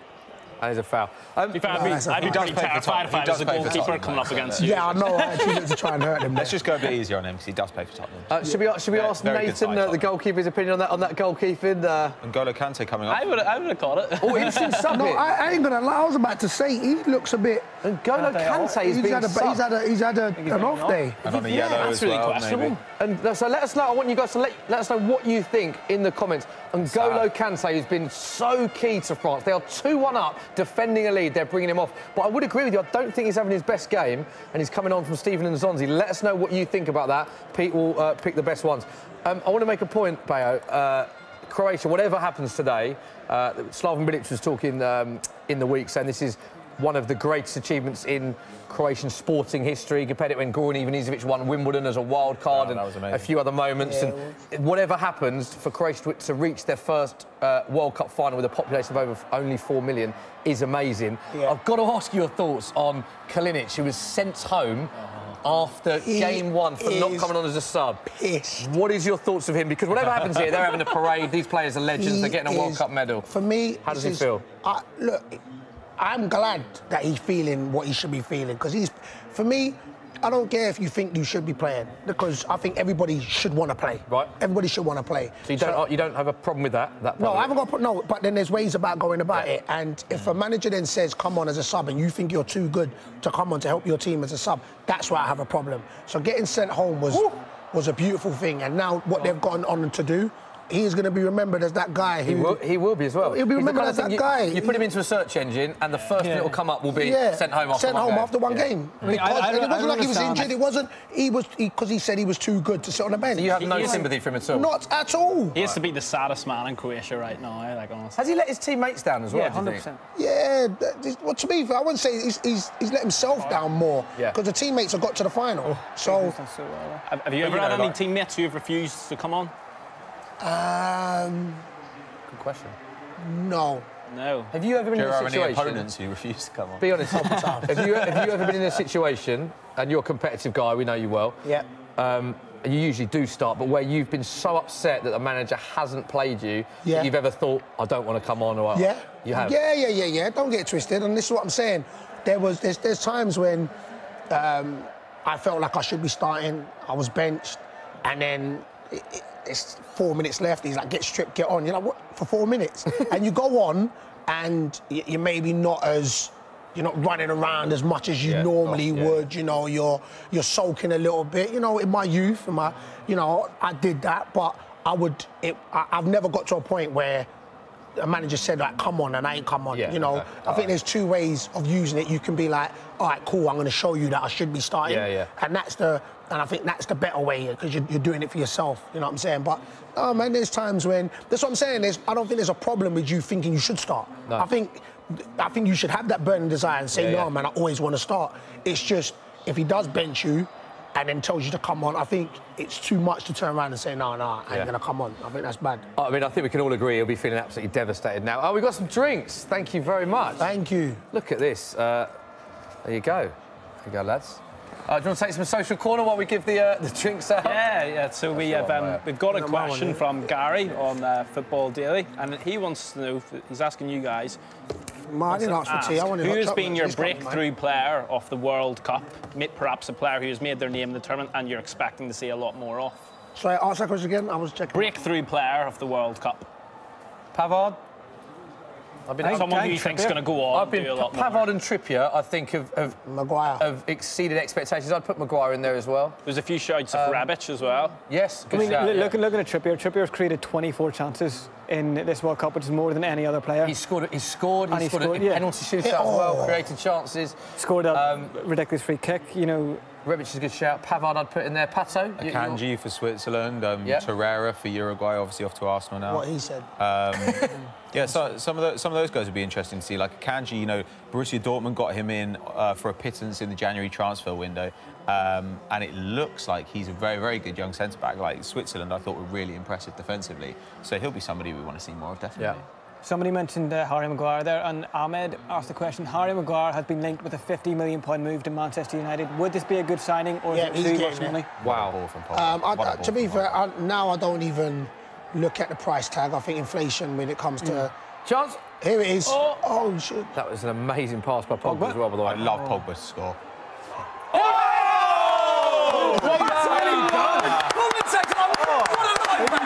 I would love Pogba to score. You got That's a wrap. Wow, it's a huge goal. These are the scenes in Paris. Who said 3-1? French fans are going crazy. Nobody said 3-1. Nobody said 3-1. I said 3-0. Closest, I'm taking it. Wow. Pato, future in commentating, After the season he's had, Pogba in a way gets a lot of the criticism that Sterling gets. Whenever anything goes wrong, it's always Pogba's fault. And what a pass from Pogba. Yeah. Amazing pass, great goal. I'm delighted about that, that's great. They all just stopped playing after the first shot. I mean, can we just say, not only was the pass from Pogba finished, but Mbappe, the pace to get to that point. Stop. Bang. Unbelievable. Hang on a minute. Should Subasic save that? He's off balance. He's off balance off the first one. He's just... He wasn't even... He couldn't see. He's taken a step to the left. He couldn't see, man. He bent it round two players. Yeah, it's come from behind players. You can't blame him there. I mean... He could have actually slipped in. Maybe, I don't know. It's like Matuidi there. Wow. Yeah. Paul Pogba with a big goal for France. Oh, what a guy. I can't wait to see him dabbing around the trophy. Nathan, what's going on in social media, mate? Just having a look here. So there's an interesting point there from Theodore Voss. So he asks, has Modric really been outstanding this tournament? I'm doubtful. It seems like Rakitic has been the key to Croatia's success. Do you know what? It's an interesting point, but I think they've both played well. It's interesting that you have to say who's better than the other. Let's enjoy the fact that both of them have done quite well for me. You all right, Bayo? I'm trying to see what that is. It says a hot chocolate? Yeah. Sorry, can Bayo get a hot chocolate, please? Modric, Rakitic, where do you stand with that? I mean, I think they're both fantastic players. I think they both complement each other. I think, to be fair, I do think Modric's slightly been more influential than Rakitic personally. This can get away from them now. Yeah, that's a great ball as well. This can get away from them. An audacious overhead attempt. Wow. This can get away from them now. Yeah. I mean, what do Croatia need to do now? Like, they just have to go for it, surely. Dejan Lovren, how's he feeling now, do you think? It's got to be hard, actually. It's interesting that two years ago, Griezmann had lost the Champions League final and... I mean, that would have been Somerset. And the Euros final as well. And Dejan Lovren currently finds himself in the same situation, losing a Champions League final and a month later losing a World Cup final. That's got to be so hard to take. The two biggest games in football that he's been a part of and has a runner-up medal for both.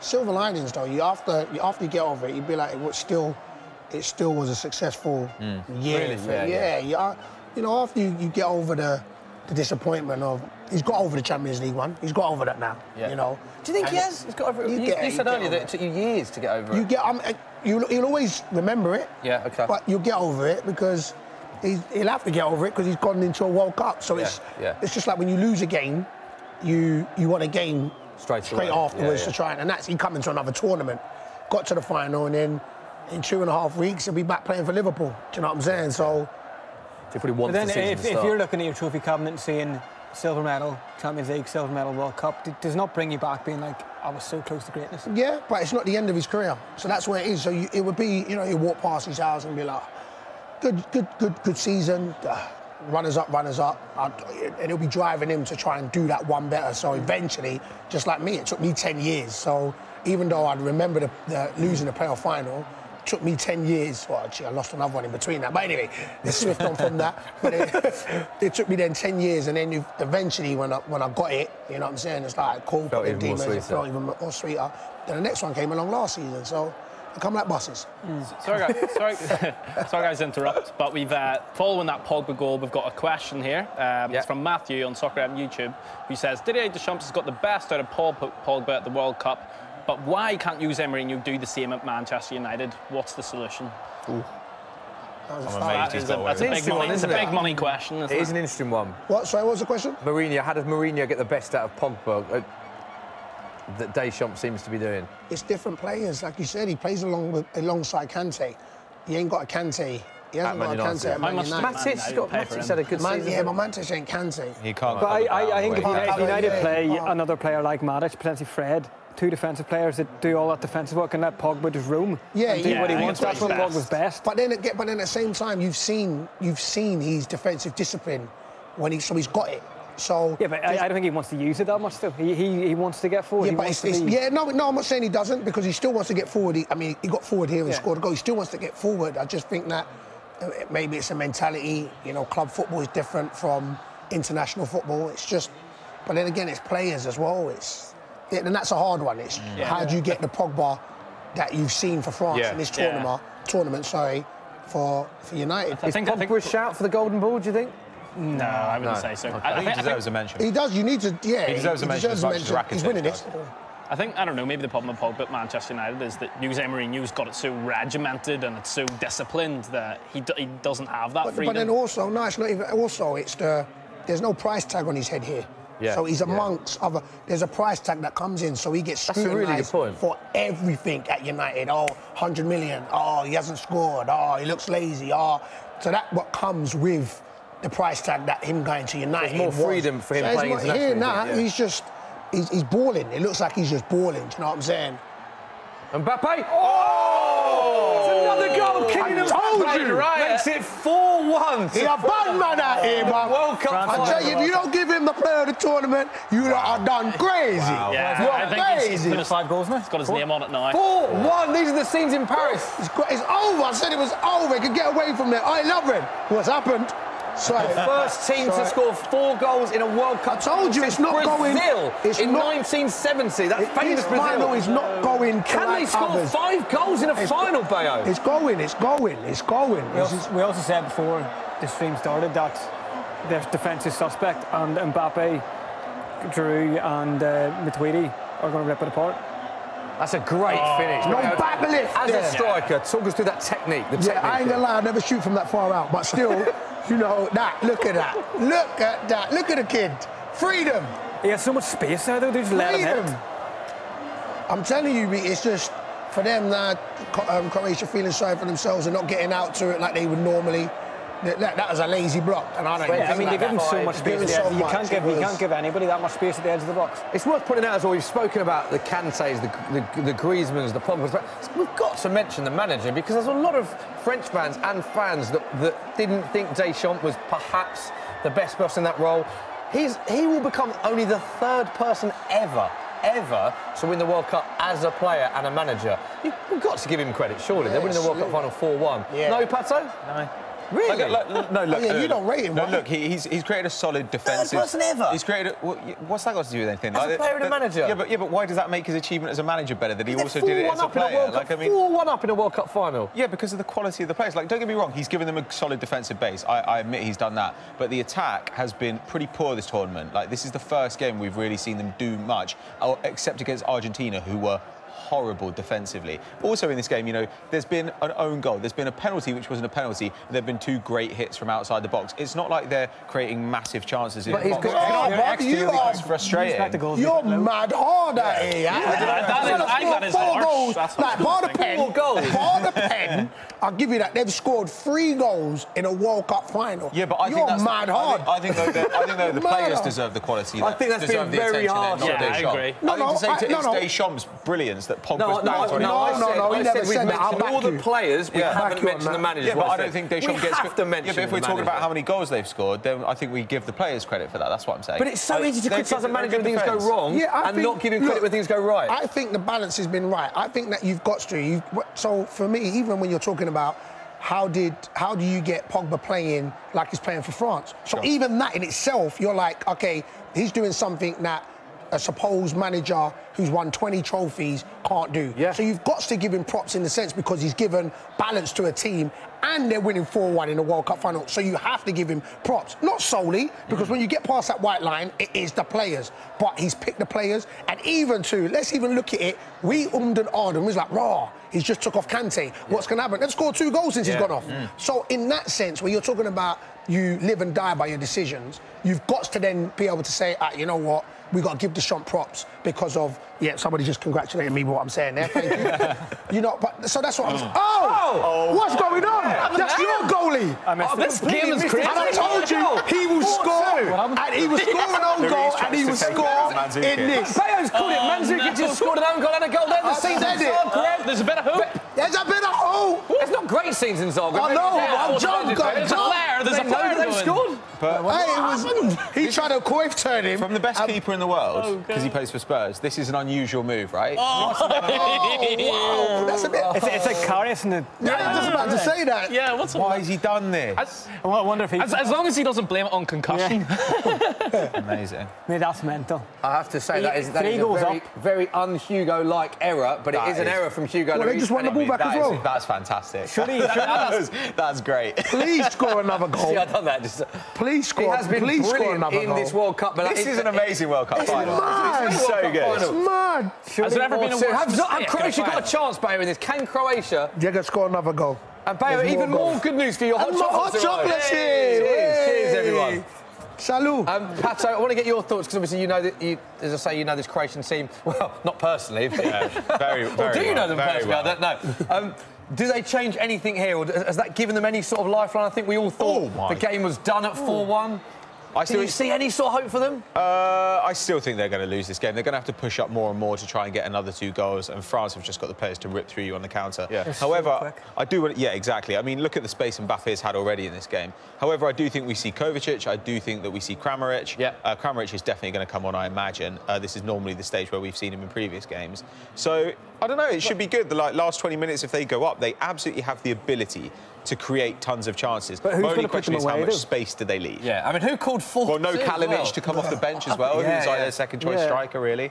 It's rough. First time, 6 goals in a World Cup final. Bayo, do you know the last time there was 6 goals in a World Cup final? 74. Well, 70, right? The Brazil one you were talking about, is that right? 1966. That's what I said, 66. That's We're not mentioning that again, are we? Yeah, Come on. That's how you called it. Here he comes. Bang. What will he offer, do you think? What will he offer? What will the manager say to just go out and win the World Cup? That's what. Yeah, I mean, I think you pretty much say at this point, like, enjoy it. Just be good. Yeah. Like, just be good today. But yeah, he's going to drop a little bit deeper and kind of like link things between the midfield and the attack. So in a way, this might allow Modric to play in his more natural central midfield role, because Kramaric, like, his instinct is to go into the number 10 kind of position. He's not really a 10, but he's like Griezmann. He's that guy who's going to drop off Mandzukic. So I don't know, if Mandzukic can create space for him, and he's as good at it as Giroud is, then I don't know. I would love them to get a last goal, and let's see how this goes. Well, to get another goal, rather, let's see how this goes. The last Modric has been pretty quiet for the last half an hour, 40 minutes. He hasn't. And you know, when you're playing that much further up the pitch and you're used to playing deep, suddenly you have less space, suddenly you have less time. Well, I think we can all breathe for a bit. It's been an unbelievable World Cup final. 4-2 France. Nate, just to ask a hypothetical question. Go on. Say, for example, all you guys were happy and England beat Croatia in the semi-final. Surely you got to look at this France side and think you could have been in a pretty embarrassing defeat. I wouldn't say embarrassing. I do think. I don't think that France team could have beat you perhaps 5-0. No, I think England's defence is better than Croatia's defence. I agree with that. Yeah, I agree. Overall. What I will say is, when a final, Nate, a one-off game, you never know. You never know in a one-off game. I think. Yeah. I quite like the fact England would have gone in as underdogs as well, with sort of no fear. But yeah, I agree with what you're. I'm the only one here. I agree with what you're saying, that I think France would have been favourites against England in a World Cup final, but a one-off game, you never know. I don't think England would have conceded 4. No. Yeah, I agree. And their wing-backs would have got a lot deeper as well, and it would have been a lot harder. I also think England would have definitely scored against this France team at some point, especially the way they're playing at the back. They've been poor defending set pieces consistently throughout this game. Yeah, and we would have won the World Cup. You're right. We would have won it. Oh dear. If England got to World Cup, it would have just been a one game. You'd just been happy for that. It would have been one game. It just would have been one game. Yeah. There's a certain Football Daily guy peppering the comments at the minute, Zach Jalab. He's asking, do you still have a signed golf ball that I gave you the other week? Oh, yes, I do, Zach. I do. We did a challenge, me and Zach. We took it on, and we won. It was very good. I still got it, Zach. Where you at, player? I got it. Woo! So it's 4-2. Interestingly, Croatia, to get this game to extra time, is at 16-1 with Sky Bet. So Croatia to draw after 90 minutes, 16-1 with Sky Bet. See skybet.com for latest. Don't forget, you've got to be 18 plus. Full terms and conditions. Apply. I did not apply. Yeah. If Croatia bring us back, this will be the greatest comeback. Oh, that would be amazing. Surely. Yeah. Will this be the greatest match in football history if Croatia win this now? The greatest. That's a big show. It's a big show, isn't it? Let us know in the comments. I don't know. I mean, there are too many Tottenham players on the pitch for this to be the greatest match in football history, but still. What, one? Yeah, way too many. There's one more goal in this. It's just Credit to Lloris for making this more fun, though. We should talk about that, obviously. Allegiances aside, it was an error from Hugo there. If France win the World Cup, will he care about that? So it goes back to, like, England won a penalty shootout, Jordan Henderson... Wouldn't care. Didn't really care. Obviously, he preferred to miss. He won't care if he wins. Wouldn't care. Even when they meme it out, they're going to meme it, they're going to put music on it. And he'll just show him pictures of his World Cup final medal. He'll laugh it and be like, oh, I'm glad you man got me out of that. That's it. Yeah. Great. They're going to... There's another goal in there anyway. It's very open, Bayo, isn't it? Are you surprised how open this is for a World Cup final? Nah, it's not, because they got to go for it. But it's been open all game, though, that's the thing.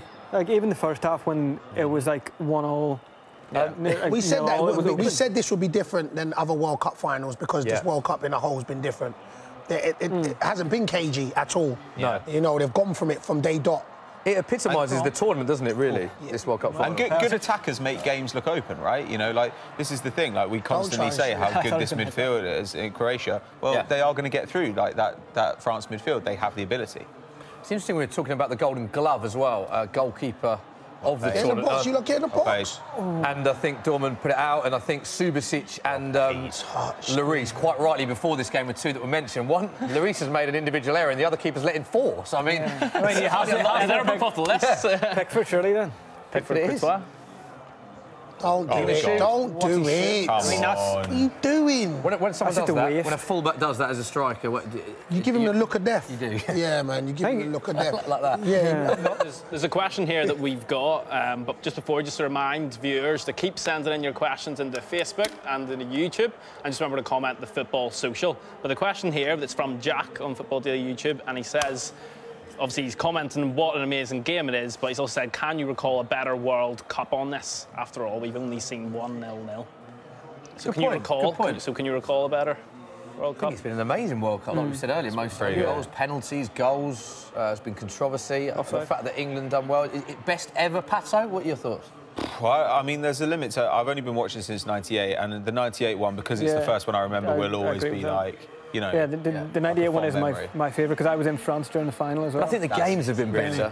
Wow, were you? I was 7-year-old for some reason. 94, yeah, USA. The USA one, I just remember it because I remember watching it in the family, and Nigeria was in there, and it just looked like it would have been electric to been there. Do you know what I'm saying? Yeah, huge crowds. I think in terms of entertainment, this one's been amazing. Yeah. And just all round. I mean, even this last week, right? You get to the last week of the World Cup. Normally, games are a bit thin on the ground. You're a bit bored. Ronaldo goes to Juventus. Like that. I know that's not part of the World Cup, but in a way it's part of like the whole... The football has been very entertaining over the last month. Yeah, that's what I say. It's like it's been ripped up because, you know, football normally, it's a creature of habit, football. So it kind of follows suit, whereas this World Cup's just ripped it up and you don't know what's going to happen, and that's the good thing about this World Cup. I just remember, like, previous major tournaments, you would have maybe teams in the group stages playing very sort of boring defensive style, just trying to get a draw. Scared to concede. Well, it doesn't seem like there's been that at all. So you've got a stat for us, Nath, I believe, in the wall about good stat about Mandzukic. Yeah. So Mario Mandzukic has become just the 5th player to score in both World Cup and European Cup Champions League.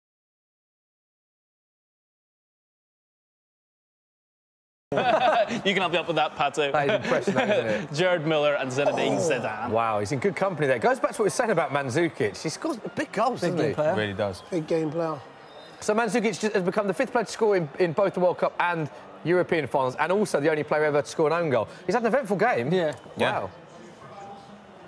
But, you know, like, look how that goal came from him chasing down Lloris when his side is 4-1 down. Yeah, that's pretty amazing, really. Like, in the last game of the World Cup, after going to extra time, he's 31 as well. Like, I mean, and that guy's even if you are 4-1 down, it's impressive. It's the World Cup final. You still need to give it everything. Sure, but there are lots of, you know. But we were saying just now, for instance, the centre backs not getting out to Mbappe when he takes his shot. Like, it's great that he's doing that. He's I don't think that's them being lazy. I think they've just switched off a bit. Yeah, sure. Well, it's nice that Mandzukic hasn't, I guess. Yeah. Like, let's hope that he can get another one and then... There's more Mandzukic stats we can bring you. We've got breaking Mandzukic stats every 5 minutes, more than 5 minutes, in fact. He is just the 2nd player. This is incredible. The 2nd player in World Cup history. This isn't World Cup finals. This is World Cup history to score a goal for his side and an own goal in a single game after Ernie Brandt's for the Netherlands versus Italy in 1978. Pato, your top 5 Ernie Brandt stats, please. The worst. The worst, man.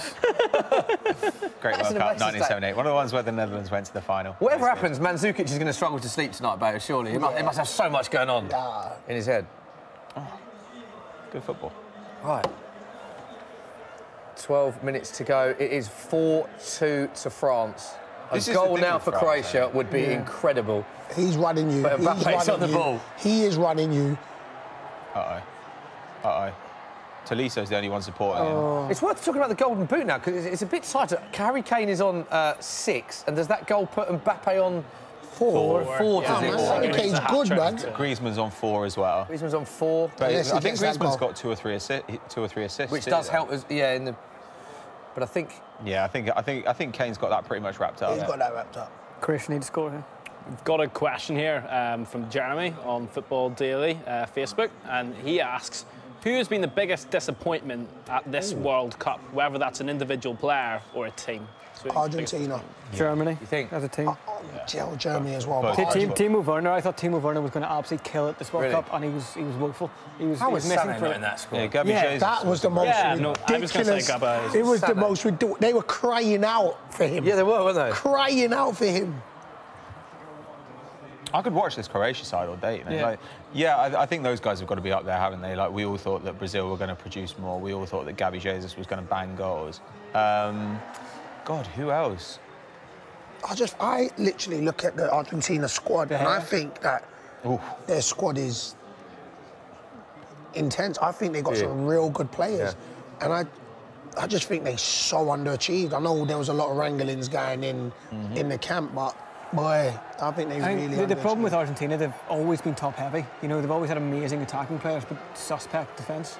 Yeah, there's a lot of talent, but it's not necessarily distributed evenly through the sides. I mean, when Dybala's struggling to start, but Sergio. But I think it's like the England golden generation, Argentina. For me, they've got so many players in similar positions. Like you had the Higuain, Messi, Aguero. They didn't know where to put them. It's like the Scholes on the left debate. It was like there had too many good players in the same positions that I felt like the gaffer didn't know where to play people. Substitution. I think Giroud's gone off. Yeah, so Olivier Giroud is probably going to get hasn't scored a single goal. Will he care? No, he won't. Did he get a shot on target in the end or not? Looks like he might get. Is that Nabil Fekir that's come on? Yeah, it is. Pato, big fan of this player, aren't you? Yeah, I think he's great. He works pretty hard defensively, but he's very creative from the wide position. I think he got 17 goals, 8 assists in Ligue 1 last season. You know, it was pretty impressive stuff, given that 2 seasons ago he spent the whole year out with an ACL.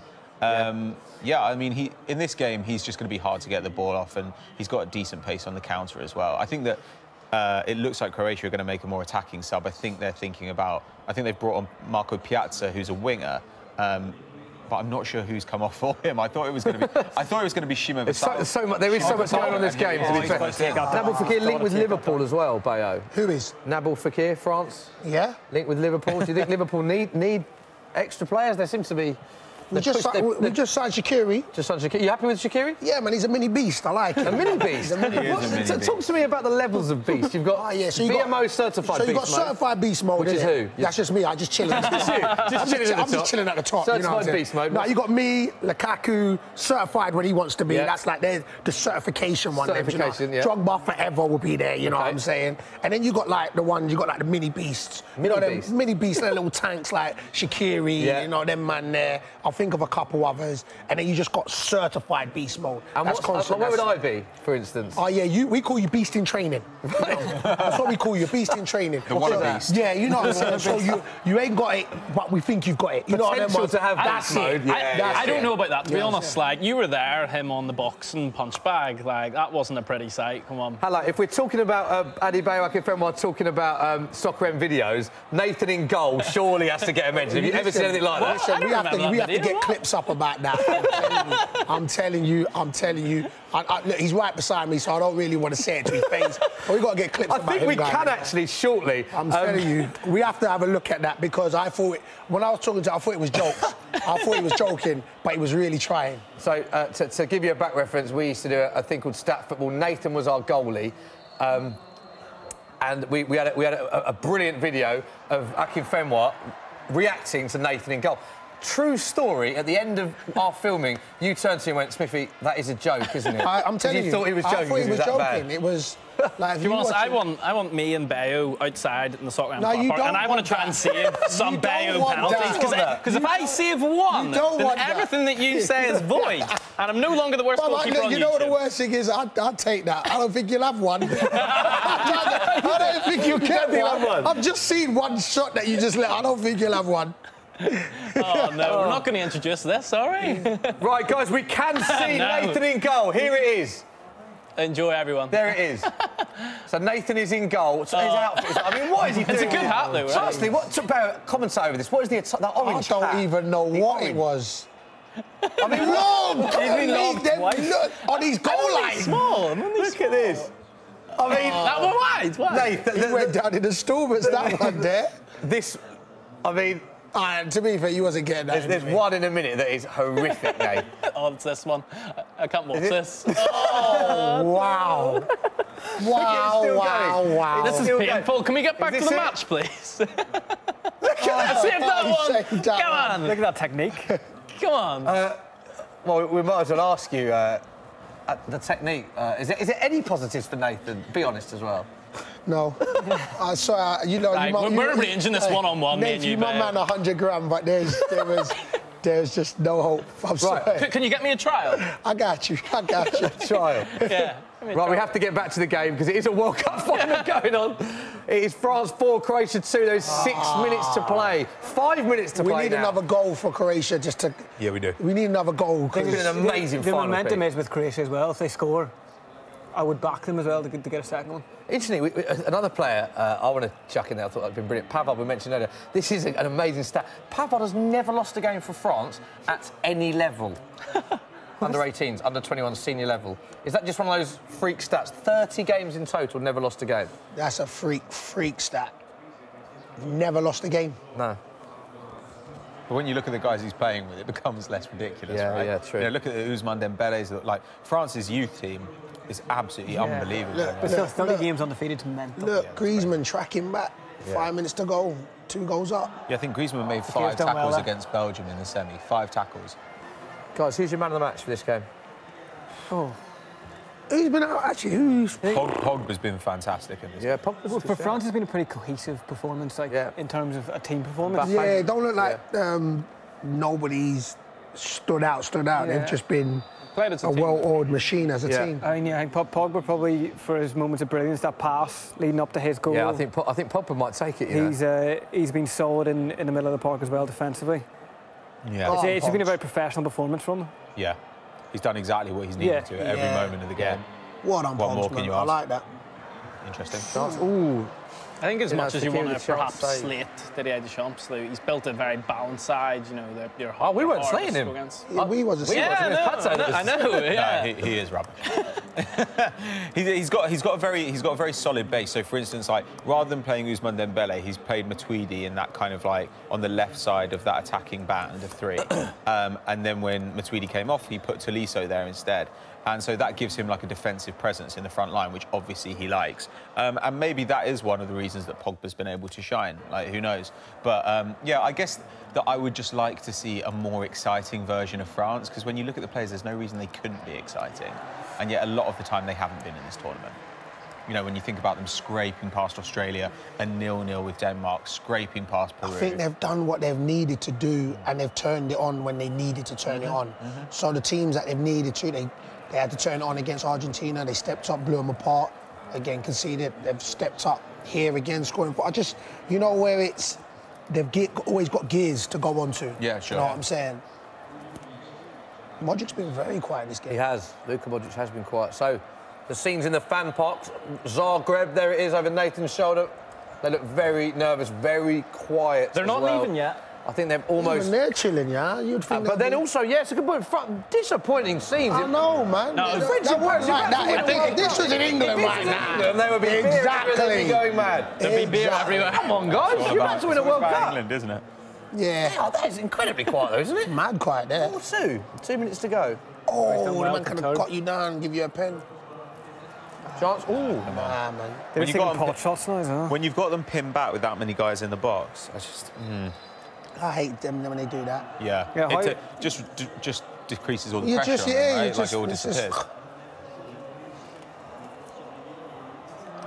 Chance from Rakitic, high and wide.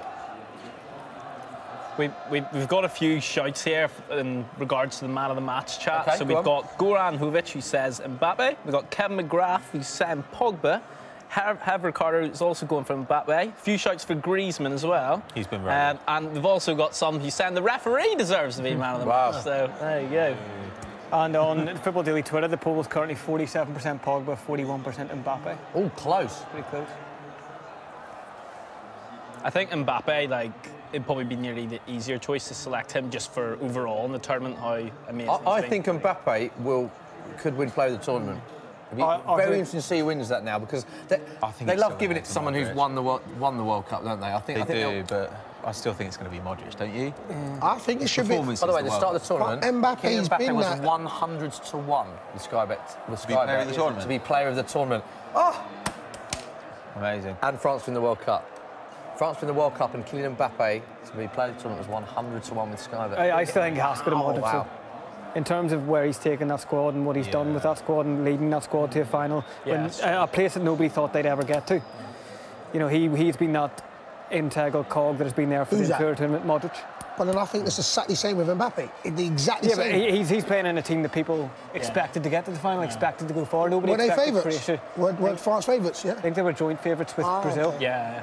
Dorman's got a point though. In our work sweepstake, we obviously all given different teams, and I got mine. I only got one good team in my head, Argentina. Yeah. And it was only that I realised in the semi-finals against England, I was like, oh, I have Croatia as well. Who won? That shows. I literally, sweepstake, as soon as I got it, I was like, no, they're not going to get yeah. anywhere near that. So yeah, fair play to Croatia. Bayo, you were saying before this game started as well. I think even to be fair, when we were filming with you before the tournament started, raving about Mbappe. Yeah. Raving about Mbappe. He's only the second player ever in World Cup history as a teenager to score in a final after Pelé. I mean, can we start comparing him? How good do you think he will become? I mean, we can't compare him to Pelé. Yeah, but is he going to be the Ronaldos, the Messi? Is he going to be that good, do you think? I think that's the good thing about this tournament is that it shined a light on new players. Yeah. So it's good because we've always talked about, and we will talk about Messi and Ronaldo when the season starts because they're going to score goals again. But it is good that it's shining the light on the future. Yeah. And I think Mbappe is the future. I just do, you know what I'm saying? Oh, here we go. Oh, here we go. Here we go. Run, show me something because I'm bigging you up right now. I'm bigging you up. Pogba still back to Pogba racing forwards. I could should have done better there. 5 minutes of additional time. Is there any chance for Croatia if you're... They need divine intervention. They need to score right now. They need a goal right now for any chance. It's rough. Yeah, it's done.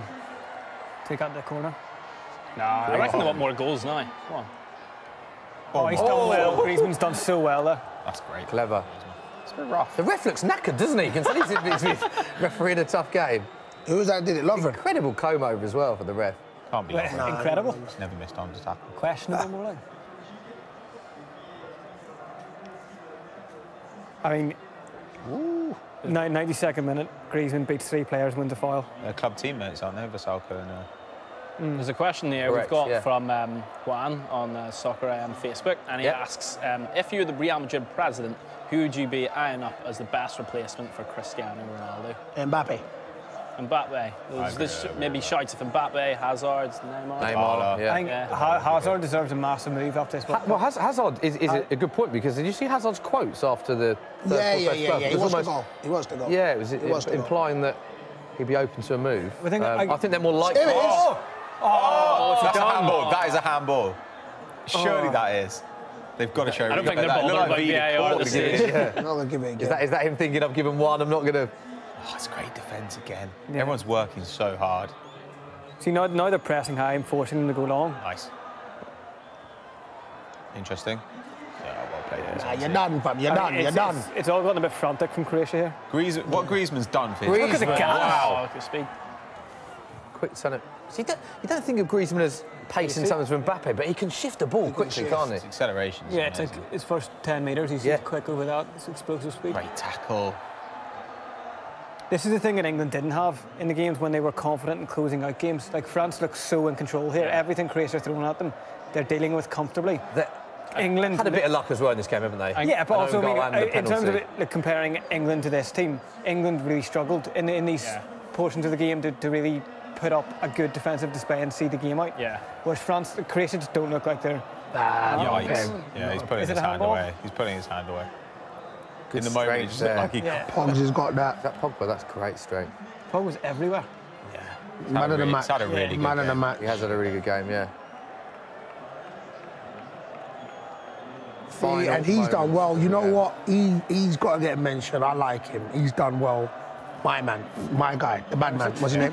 Yeah, him. My guy. Last minute of the game, 4-2 France. Surely buying an absolute footballing sensation France are going to be crowned. There we go. The celebrations have started. They've started to be. They've woken up now. They've woken up. The TV cameras are on. The scenes in Paris, that is more like it. Flags being waving, fans going crazy. Zagreb, they look. To be fair, they've started clapping their fans as well. Good to see. They've had a fantastic tournament. No, fair play. You've got to say fair play to Croatia. They've been brilliant in this final. Been very unlucky as well with a lot of decisions going against them. I tell you what, just going back to the golden ball winner, I put a poll up and it's 42% for Modric and 42% for Mbappe. Wow. There's for both of them, 42% each, 16% other. Modric and Mbappe. I think they have to be the two main contenders. They have been the two outstanding players. They've both carried their team. It's also mental to think that Mbappe's 19. Yeah, and that's what y'all got to. Here we go. We're into the 5th minute of injury time. There were 5 minutes added on. Surely that is it. France are the world champions for 2018. The World Cup is over. France defeat Croatia 4-2. And the players are going absolutely crazy. These are the scenes in Paris. The flags are being waved. Not a lot of beer going everywhere, but they look absolutely delighted. Deschamps becomes only the 3rd person in World Cup history to win the tournament as a player and as a manager.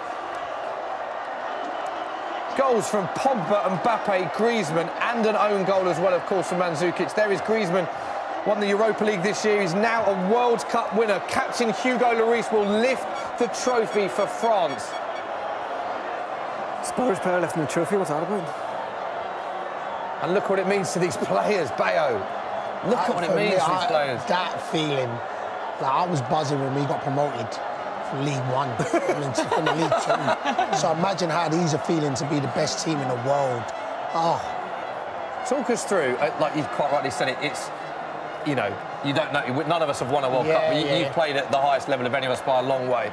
The feeling of winning a trophy, what these players, surely they're not going to be able to sleep tonight. No, sleep? What sleep? They ain't going to sleep for a week. Really? Oh my days, they are going to be on cloud 9. And it won't even sink in. That's the thing. See, right now, they're elation, they're running on adrenaline. And then when it's just, when they get that moment of quietness and be like, oh, yo, look what we did. Yeah. And when they're going to get back to France, and they're going to see everybody, it's just like, yo, we're the champions of the world. Yeah. It's just that feeling there is, it's the pinnacle. It's the pinnacle. Pato, do you think they were deserved winners? We were saying at half-time that we thought Croatia were unlucky with some of the decisions. Better team on the day for you, France? Yeah, definitely. I don't think that even the Croatians will really argue with that. Like, it's rough because of when the penalty happened, you know, the stage in the game, but at the same time, you know, Subasic could still have saved it, and Croatia still had time to come back into it. Like, I think it's sad, but overall, I mean, that we saw those decisions throughout the tournament. We saw one go against Portugal the same way, and this French team, they turned up today when they needed to. Yeah. Did exactly what they needed to the whole game long. Let's look at Zagreb as well. The scenes in Zagreb, to be fair, we have to applaud the fans here. They look like they're applauding their fans. They've got the flags flying, very gracious in defeat. Can't see a lot because I think there's some sort of flares going off. But they've got to be incredibly proud. We mentioned that as a nation, 4 million, their greatest ever achievement getting to a final. It's still a magnificent achievement. Hard for them to be happy at this period, but they've got to be, a bit like when England lost to Croatia, you've still got to look at the tournament on a whole and as a positive. No, I think they know that they were the underdogs. Yeah. They were the underdogs, so it would have been, and I think miracle's a bit strong of a word for Croatia to win, but they were the underdogs, so, you know, win, lose, or, well, couldn't draw, win or lose, they were proud and they'll be happy, and that's what it is. They're looking at it like, look, it was achievement. There was X amount of teams in it, and they came second. So, of course, they're going to be proud of their team, but, of course, when you get to the final, you want to win it. That's just the period of it, sort of thing. But, no, man, it's an achievement. Yeah, so from Zagreb to Paris, there they are. French fans going crazy now. Flags in the air. Paris there's a couple of them crying. I think there's scenes in Paris tonight. Wow. 4-2. What a World Cup final. Guys, Social Corner, what are people saying about that? Surely everyone, from a neutral perspective, must appreciate that's one of the best World Cup finals of all time. Yeah, no, there's huge congratulations, obviously, going out to France. Everyone's saying it was a deserved. Yeah. People saying it was deserved. Unlucky to Croatia. People are also overall saying that Russia were a fantastic host. So, may I ask Dorman, who was out in Russia himself, what was your experience? I was lucky enough to get to the England semi-final. And, you know, I had my reservations about going out to Russia, but I literally couldn't say a bad word about them when I was out there. The streets were so clean, Moscow people were so friendly, and like the atmosphere was fantastic because England fans were there in their numbers, but so were Croatian fans. But they were getting on. It was like a really good atmosphere, and that like they were all in the same pub, like spilling out onto the street, just trading chants back and forth, and there was like no animosity between them. They were getting on. Everybody was like hugging, having the pints. There were cameras everywhere. It was a fantastic atmosphere to be involved in, one that has kind of, England fans kind of get a bad rap sometimes, but there was nothing like that I saw. It was like a really good, wholehearted atmosphere in Russia, and then the atmosphere in the stadium was fantastic as well. When Trippier banged that goal, the roof lifted off. But no, I mean, I think Russia have absolutely smashed this World Cup. Well said, Pete. And following on, there's a question we've got from Abdon for Soccer YouTube. Yep. And he's already, France have just won the World Cup, but he's flinging ahead to the next World Cup in Qatar. So he wants to ask you guys, how do you feel about the next World Cup taking place in Qatar? It would be a Winter World Cup. Yeah. What are your thoughts on that? I'm not even going to lie. Finished on the 18th of December, Bayo. Yeah, I'm not even. For me, I'm a creature of habit. I think the World Cup should be at the end of the season, in the summer, period. If I'm proven wrong, so be it. Then I'd rather be. But for me, I don't know the particulars. How is it going to work? So the season's going to continue to go on, correct? So the Premier League and that is going to go on, or are they going to stop it for a month? I think they're going to stop it. I think they'll start a few weeks earlier and then a few weeks later, but take a break for Christmas. Yeah, so during the season. The thing is, I think it could be good for England because it means that they're not coming into the tournament after playing 50 games of the season, which means they're fresher. Oh, so they're going to stop the... I didn't even know that. So they're going to stop the Prem? Yeah, they're going to stop all football, the leagues. Yeah. They have to, otherwise it's not fair for league structure and things like that. But it'd be an unbelievable Christmas, though, wouldn't it, if England win the World Cup and then 3 Lions is #1. But it is interesting, Patrick, what do you stand on it? Because it's going to be a huge change for all of us watching a World Cup. It'd seem odd watching a World Cup in December. Well, it'd be nice to have football in the run-up to Christmas. Like, I mean, that's one of the things I always enjoy most about Christmas, like having football. But I don't know, like, it's going to be strange having Qatar be in it, for one. Like, having Qatar play in the World Cup. Whereas Russia playing in the World Cup isn't that strange, but Qatar getting automatic qualification. I'm not really wild about it being in Qatar for a bunch of different reasons. I think that it's not really a great message to send, and I think it's not going to be particularly welcoming to a whole variety of different fans. But from the point of view of the season as well, I think we're going to see complaints from people. You know, if one of their players goes to the World Cup and like busts an ACL or pings a hamstring, then people are going to be complaining about it all season long. So whatever they did with the World Cup in Qatar, people are going to find something to be annoyed about from a football perspective. I just hope that it's not too bad from a kind of outside perspective. Well, so in saying that, everybody had their reservations about Russia, and they've hit it out of the park. Yeah. Interesting. Imagine the scenes in Hyde Park, England in a World Cup final. It's snowing, mulled wine's going in the air. It's a completely different vibe, isn't it? Jeez. So we're just looking back on the highlights. That's unbelievable mad. final. I mean, you're looking back at it now. How is that a penalty? It's not. It doesn't hit his hand. I think this goes straight through to Mbappe. What I quite like from a neutral's perspective is that at half-time, if that game had ended 2-1 with an own goal and that VAR decision, it would have been horrible for Croatia, for football, really. It's quite nice France went on to dominate that, and the stories are France being great and not Croatia being cheated out of the game. But it also changed the game in that it meant Croatia had to go for it. So that is why they were getting hit in the counter, because they had to go for it because they were a goal behind. If they had gone in at 1-1 half-time, they could have regrouped and just kind of taken a less direct approach to the game. So you think that VAR had a huge... Yeah, I think that decision changed massively. The game. You go in, and that's both mentalities as well. You go in 1-1 and you go in 2-1. You're coming out. It goes into both. So France come in knowing they've gone in 2-1, and then they feeling cheated. It changes it. So then, of course, their game plan in the second half is to come, and then you see what happens. It's 4-1 before they get back into it. But it's still, even though that was a major, it's nice that 2 goals were scored afterwards. So we're not just concentrating on that penalty. So, well, speaking of that VAR incident, Nathan, we've got a decent tweet from Jamie Carragher, I believe, which is in the wall. There it is. Cool. Yeah. So Jimmy Carragher said it's the referee's mistake, not VAR. VAR is just a replay of an incident. It's an interesting point, that actually, because Well, VAR is available for every decision, isn't it? So it's the communication between VAR and the referee. So where do you stand? Is it VAR? Is it the ref? I mean, we think the wrong decision was made. Are we all agreeing? We think it wasn't a penalty? Broadly, yeah. I mean, like, there's a limit. I don't think it's a penalty, but I also don't care that much. Honestly. But if you say it's not a penalty, I mean, I know what you were saying before. You can see it from a bunch of different angles, and sometimes you slow these things down, they start to look intentional. Yeah. You know, or for instance, when a player's tripped, if you slow it down, often it looks like I think that's it a wasn't really a good real, point. like tackle. You know, it wasn't like, you know, because when someone's going so fast, then you see a little bit of contact. So it can change things from that point of view. But realistically, yeah, the ref still made the decision that it was a penalty based on what he saw. The premise of VAR is that the decision is with the referee. VAR is there to help the referee, not override him. Yeah, it's to give the referee information. So your problem's with the referee, not with VAR, if you think that it's not a penalty, I guess.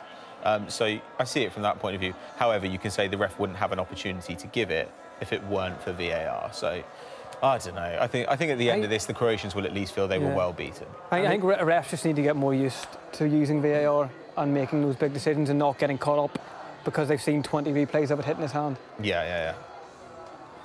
Look at this. This is what it means. Look at what football.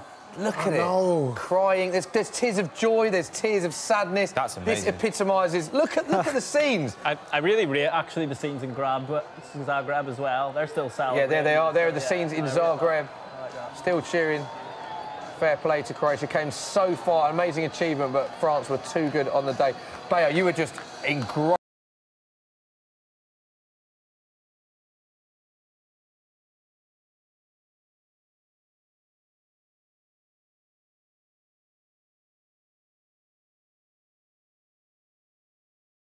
To him, no backlift, that's a finish as well. That's Henry-esque. Which is I'm not going to ask which is a better goal because it's not fair, and I shouldn't because they're two World Cup final goals. Which is a harder goal to score, technique-wise, Mbappe's or Pogba's? Mbappe's. Because it's the backlift, the lack of backlift, and putting it in kind of reverse the corner, so that's a hard and he's further out. Right. I think even though you knew what Pogba was doing, it came back at him quickly. So he shot, it came back at him, and then he side-footed it. So that's more control into it. So Mbappe's harder, but Mbappe wasn't even being closed down there. He was given 5 yards. It was even seen. He was given. It was. I don't know if it was. You know, it was switching off. If it was tired, but you know, Vida normally and even Lovren, they get out, block the shots. But I don't know if they were just feeling sorry for themselves because they were 3-1 down and they allowed them, and then of course paid the price with Mbappe finishing. That obviously result means as well Harry Kane wins the Golden Boot. A quick word on that, as from a striker's perspective, obviously, goes without saying he'd have rather won the World Cup and it's an individual trophy, but how important are those individual awards for strikers? Because for years he was saying he wanted to win the Premier League Golden Boot, he won it, people were saying one season wonder, he won it again. Going into a World Cup, I think, you know, people thought he couldn't do it at that level. He's now won the Golden Boot. How important are the individual awards for a player like Harry Kane? Oh, massively. I think, like, you set individual and collective goals as a player. So, and for him as a striker, you're judged on goals, and he loves goals. And I think that, you know, the top strikers love goals. It is what it is. So for him, he's like, OK, as a collective, we didn't win it, but we got to the semi-final, so that's a plus. But he would have set at the beginning, look, I want to be top goal scorer, and he did that. So you set individual accolades for yourself, and you keep pushing. So for him as an individual, that's a plus in his column. And now his next goal will be, well, in the next 4 years, I want to win the World Cup. And win. So that's what you've got to do. So salute to him. And to be fair, going into it, I felt Harry Kane would score goals. You know, I did. I said it, so I pat myself on the back. And that. Go on, pat yourself on the back. Thank you. I can't reach my back. You know, but I did think he'll do it. So fair play to him. I think he started the tournament on flames. You know, died down a little bit towards the end. I don't know if he was injured or tired or whatever. But yeah, man, fair play to him. You know what I'm saying? That's an individual award that he can take away and then build upon that. Yeah, and he's one of only 2 Englishmen to ever win a Golden Boot at a World Cup. And the other one has just tweeted. Gary Lineker says, congratulations to Harry Kane on winning the Golden Boot. Welcome to the club, young man. Very good. Obviously, Gary Lineker won the Golden Boot in 1986. I think he got exactly the same amount of goals to win the Golden Boot, 6 in 86, and Harry Kane got 6 in 2018. And we're just watching scenes of Didier Deschamps being thrown into the air and getting sprayed with water, it looks as well. Smithy, on the topic of Harry Kane, we've got a question. It's from Simon from Soccer AM. Maybe one for you. He says, is there a danger now with Harry Kane having won the Golden Boot at the World Cup, the teams are going to come calling for him at Spurs? And I guess... Is there danger he'll leave Spurs, you mean? I think a player of his quality, there's always a possibility that clubs will come in for him. I think. But as a Spurs fan, are you scared now? As a fan, the only thing I'll say positive to us is that he has signed the new contract, which I know doesn't mean he's going to stay. Yeah, I mean, no. But I'm not saying it means he's going to stay, but it means his price is going to be raised. So I think from Spurs' point of view, it's win-win. We either keep a fantastic player or we get an unbelievable amount of money. Could you really put a price on him, though? My point is, it's worked out better that he's had a good World Cup because it raises his price having signed the contract. How much do you think? Would I rather keep him? Yes, obviously. A debate we had in our changing room. Do you think Harry Kane's, because Harry Kane scored, was it 4v6 or 3v6 with pens? 3 from pens and then 1 from that deflection. Yeah. OK, so do you feel that takes a shine off his goals? Because I don't know how many was involved with it. It was pens and not out of play. So do you think that takes a shine? I'll come to you, Pato, because you Mr. Serious in that. Mr. Serious. No, not really. Like, I think that's probably true of every top scorer at a World Cup. Like, they're going to get some penalties. And, like, look, if I were, like, scouting a young player and I was like, how many goals did he score, then I'd probably take out penalties just to look at, like, what he's doing from open play. Because, to a certain extent, if you're your team's designated penalty taker, that's an advantage. You still have to be good at penalties, but it is an advantage. If you're looking at somebody winning an individual award at a World Cup, then, like, you know, he scored every penalty that was put in front of him, didn't he? Yeah. Like, you know, I've got to give him credit for that. And it's not like other strikers didn't have the opportunity to score penalties. There were more penalties at this World Cup than ever before. And it's interesting because Gary Lineker scored a lot of his goals from penalties as well. And we don't remember how many goals were from penalties now going back. So you actually don't remember those things, really, do you? Cristiano Ronaldo, you know, the Cristiano Ronaldo's detractors have always tried to say, well, he scores a lot of penalties. But, I mean, he scores a lot of other goals too. Yeah. And interestingly, he scored a penalty and he scored the one that De Gea made an error from a free kick. So it's how you break it down, but, you know. When you said you had that debate, what was the vibe in the... It was half and half. I mean, as a striker, for me, I think that goals change games regardless, no matter what it is, you know, if it's an open play or if it's a pen. So, and like you said, like, there's... Modric missed a pen, then it went into extra time, and then it went to penalty shootout. So pens are as important as open play. So it was 50-50. Some of them were saying, well, look, he only scored 3 in open play. So in the sense of saying world class, in the sense of saying how great he was as a striker, they took the shine off that. Me, goals are goals. Like you said, you don't remember Gary Lineker's goals. He scored 6, got the Golden Boot. It is where it is. End of the story. Also, when you said he only scored 3 in open play, that's still 3 World Cup goals in open play, which some strikers didn't even get. 100%. Man didn't get a shot goal. He won. Giroud won the thing. He didn't get a shot goal. Giroud won the World Cup and didn't score a single goal. But he won't care, will he? 100%. And I think you can make that. You know, I think we could probably all agree that Kane was maybe not as good at the World Cup as he was for Spurs last season.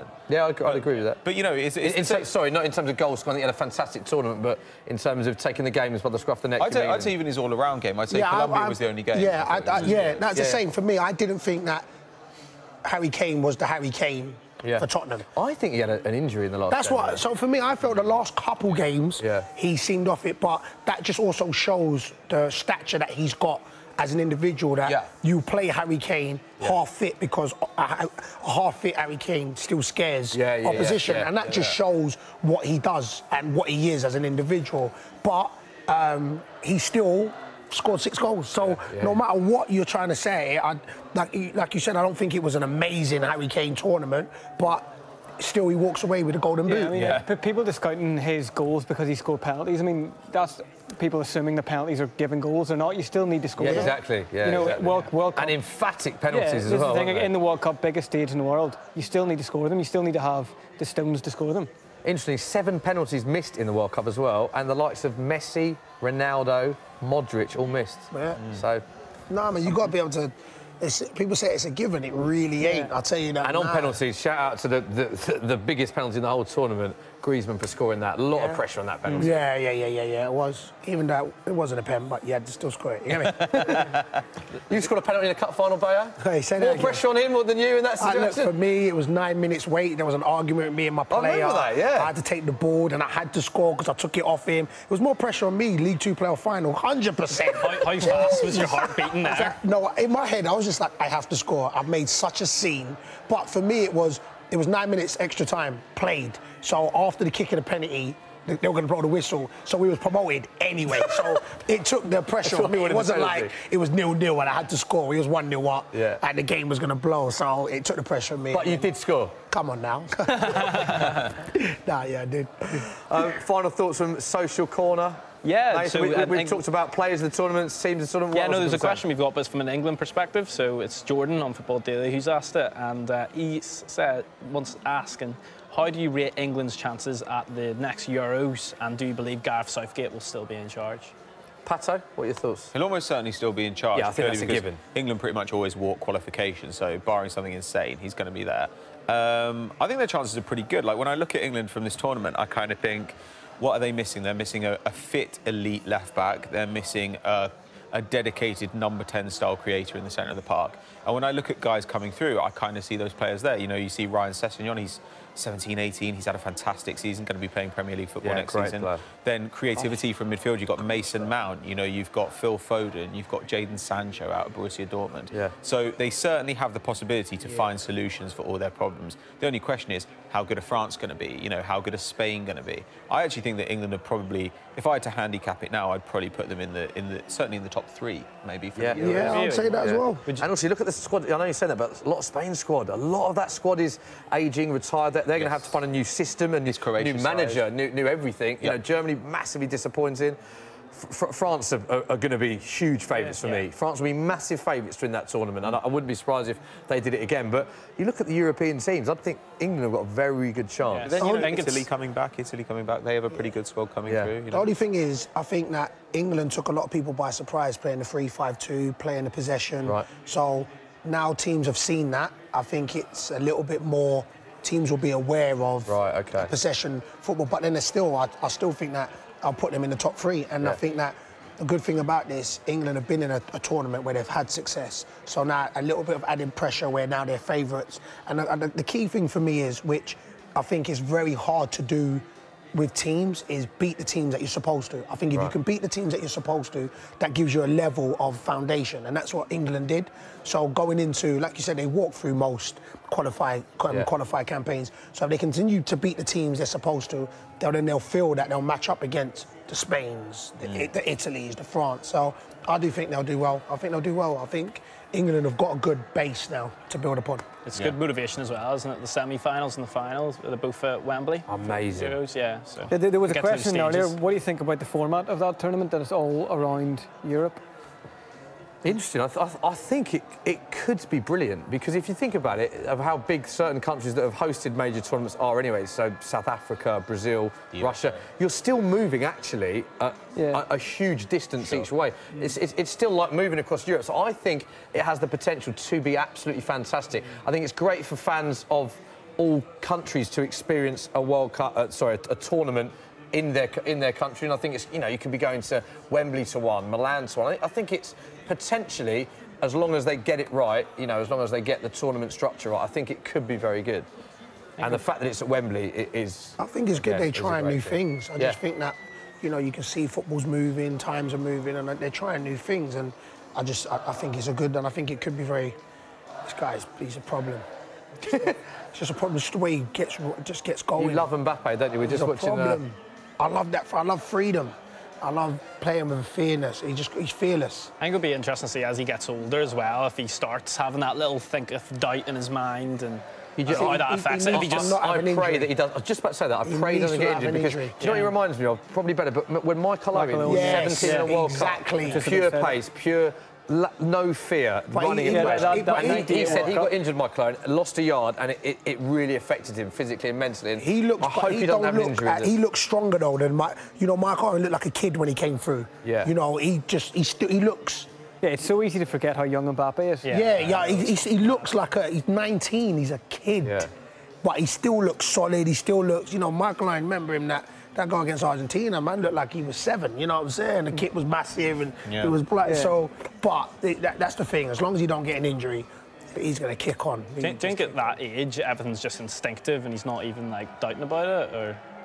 Yeah, man, he's playing with, he must, you know, it's one of them ones where for me, I got to warm up for a good hour before I play. Him, he literally will probably be always walking with a football. You know, it's that sort of, you know, the lust and love for the game that he's just got. And he going out in the World Cup final playing like he'd be playing with his friends, you know, and I think that's something that you can lose when you play the game. When it's just the love. I'm telling you, the thing that's really impressed me about him, given his age, is that his decision-making on the ball has been fantastic. You know, he's like an old head on young shoulders. Because he always seems to do the right thing at the right time, make the right decision. And he's 19. We're raving about him, but officially the man of the match was awarded. We mentioned Pogba, we mentioned Mbappe. The man of the match officially was awarded to Antoine Griezmann. Is it? Yeah. Fair enough. You know, that's not a terrible decision. No. I just would have given it to Pogba. Would you? No, I would give it to Pogba. Yeah, Pogba. I thought Griezmann was. I know he took the pressure pen.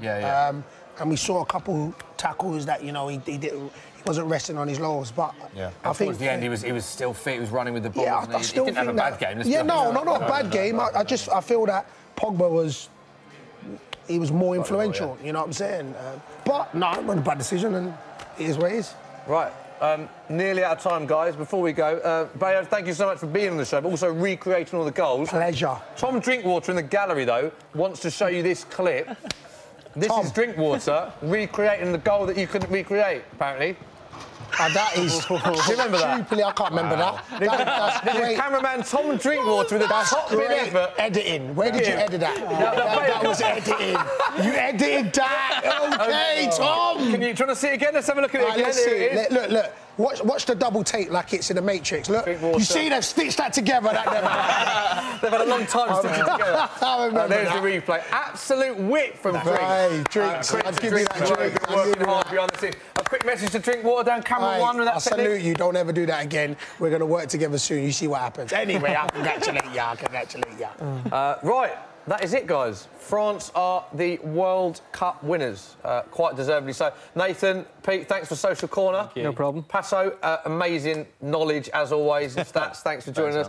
And Bayo, brilliant to have you on the show. Thank you very much. Thank you for having me. France are the World Cup champions. We've got the scenes here of them. Oh, Lamb, Philip Lahm and them, man, there. Thank you for joining us for the Football Social with Sky. But don't forget to like, subscribe. Have a great weekend, and we will see you soon. Bye-bye. Spark your sports brain. Go global with Sky Bet.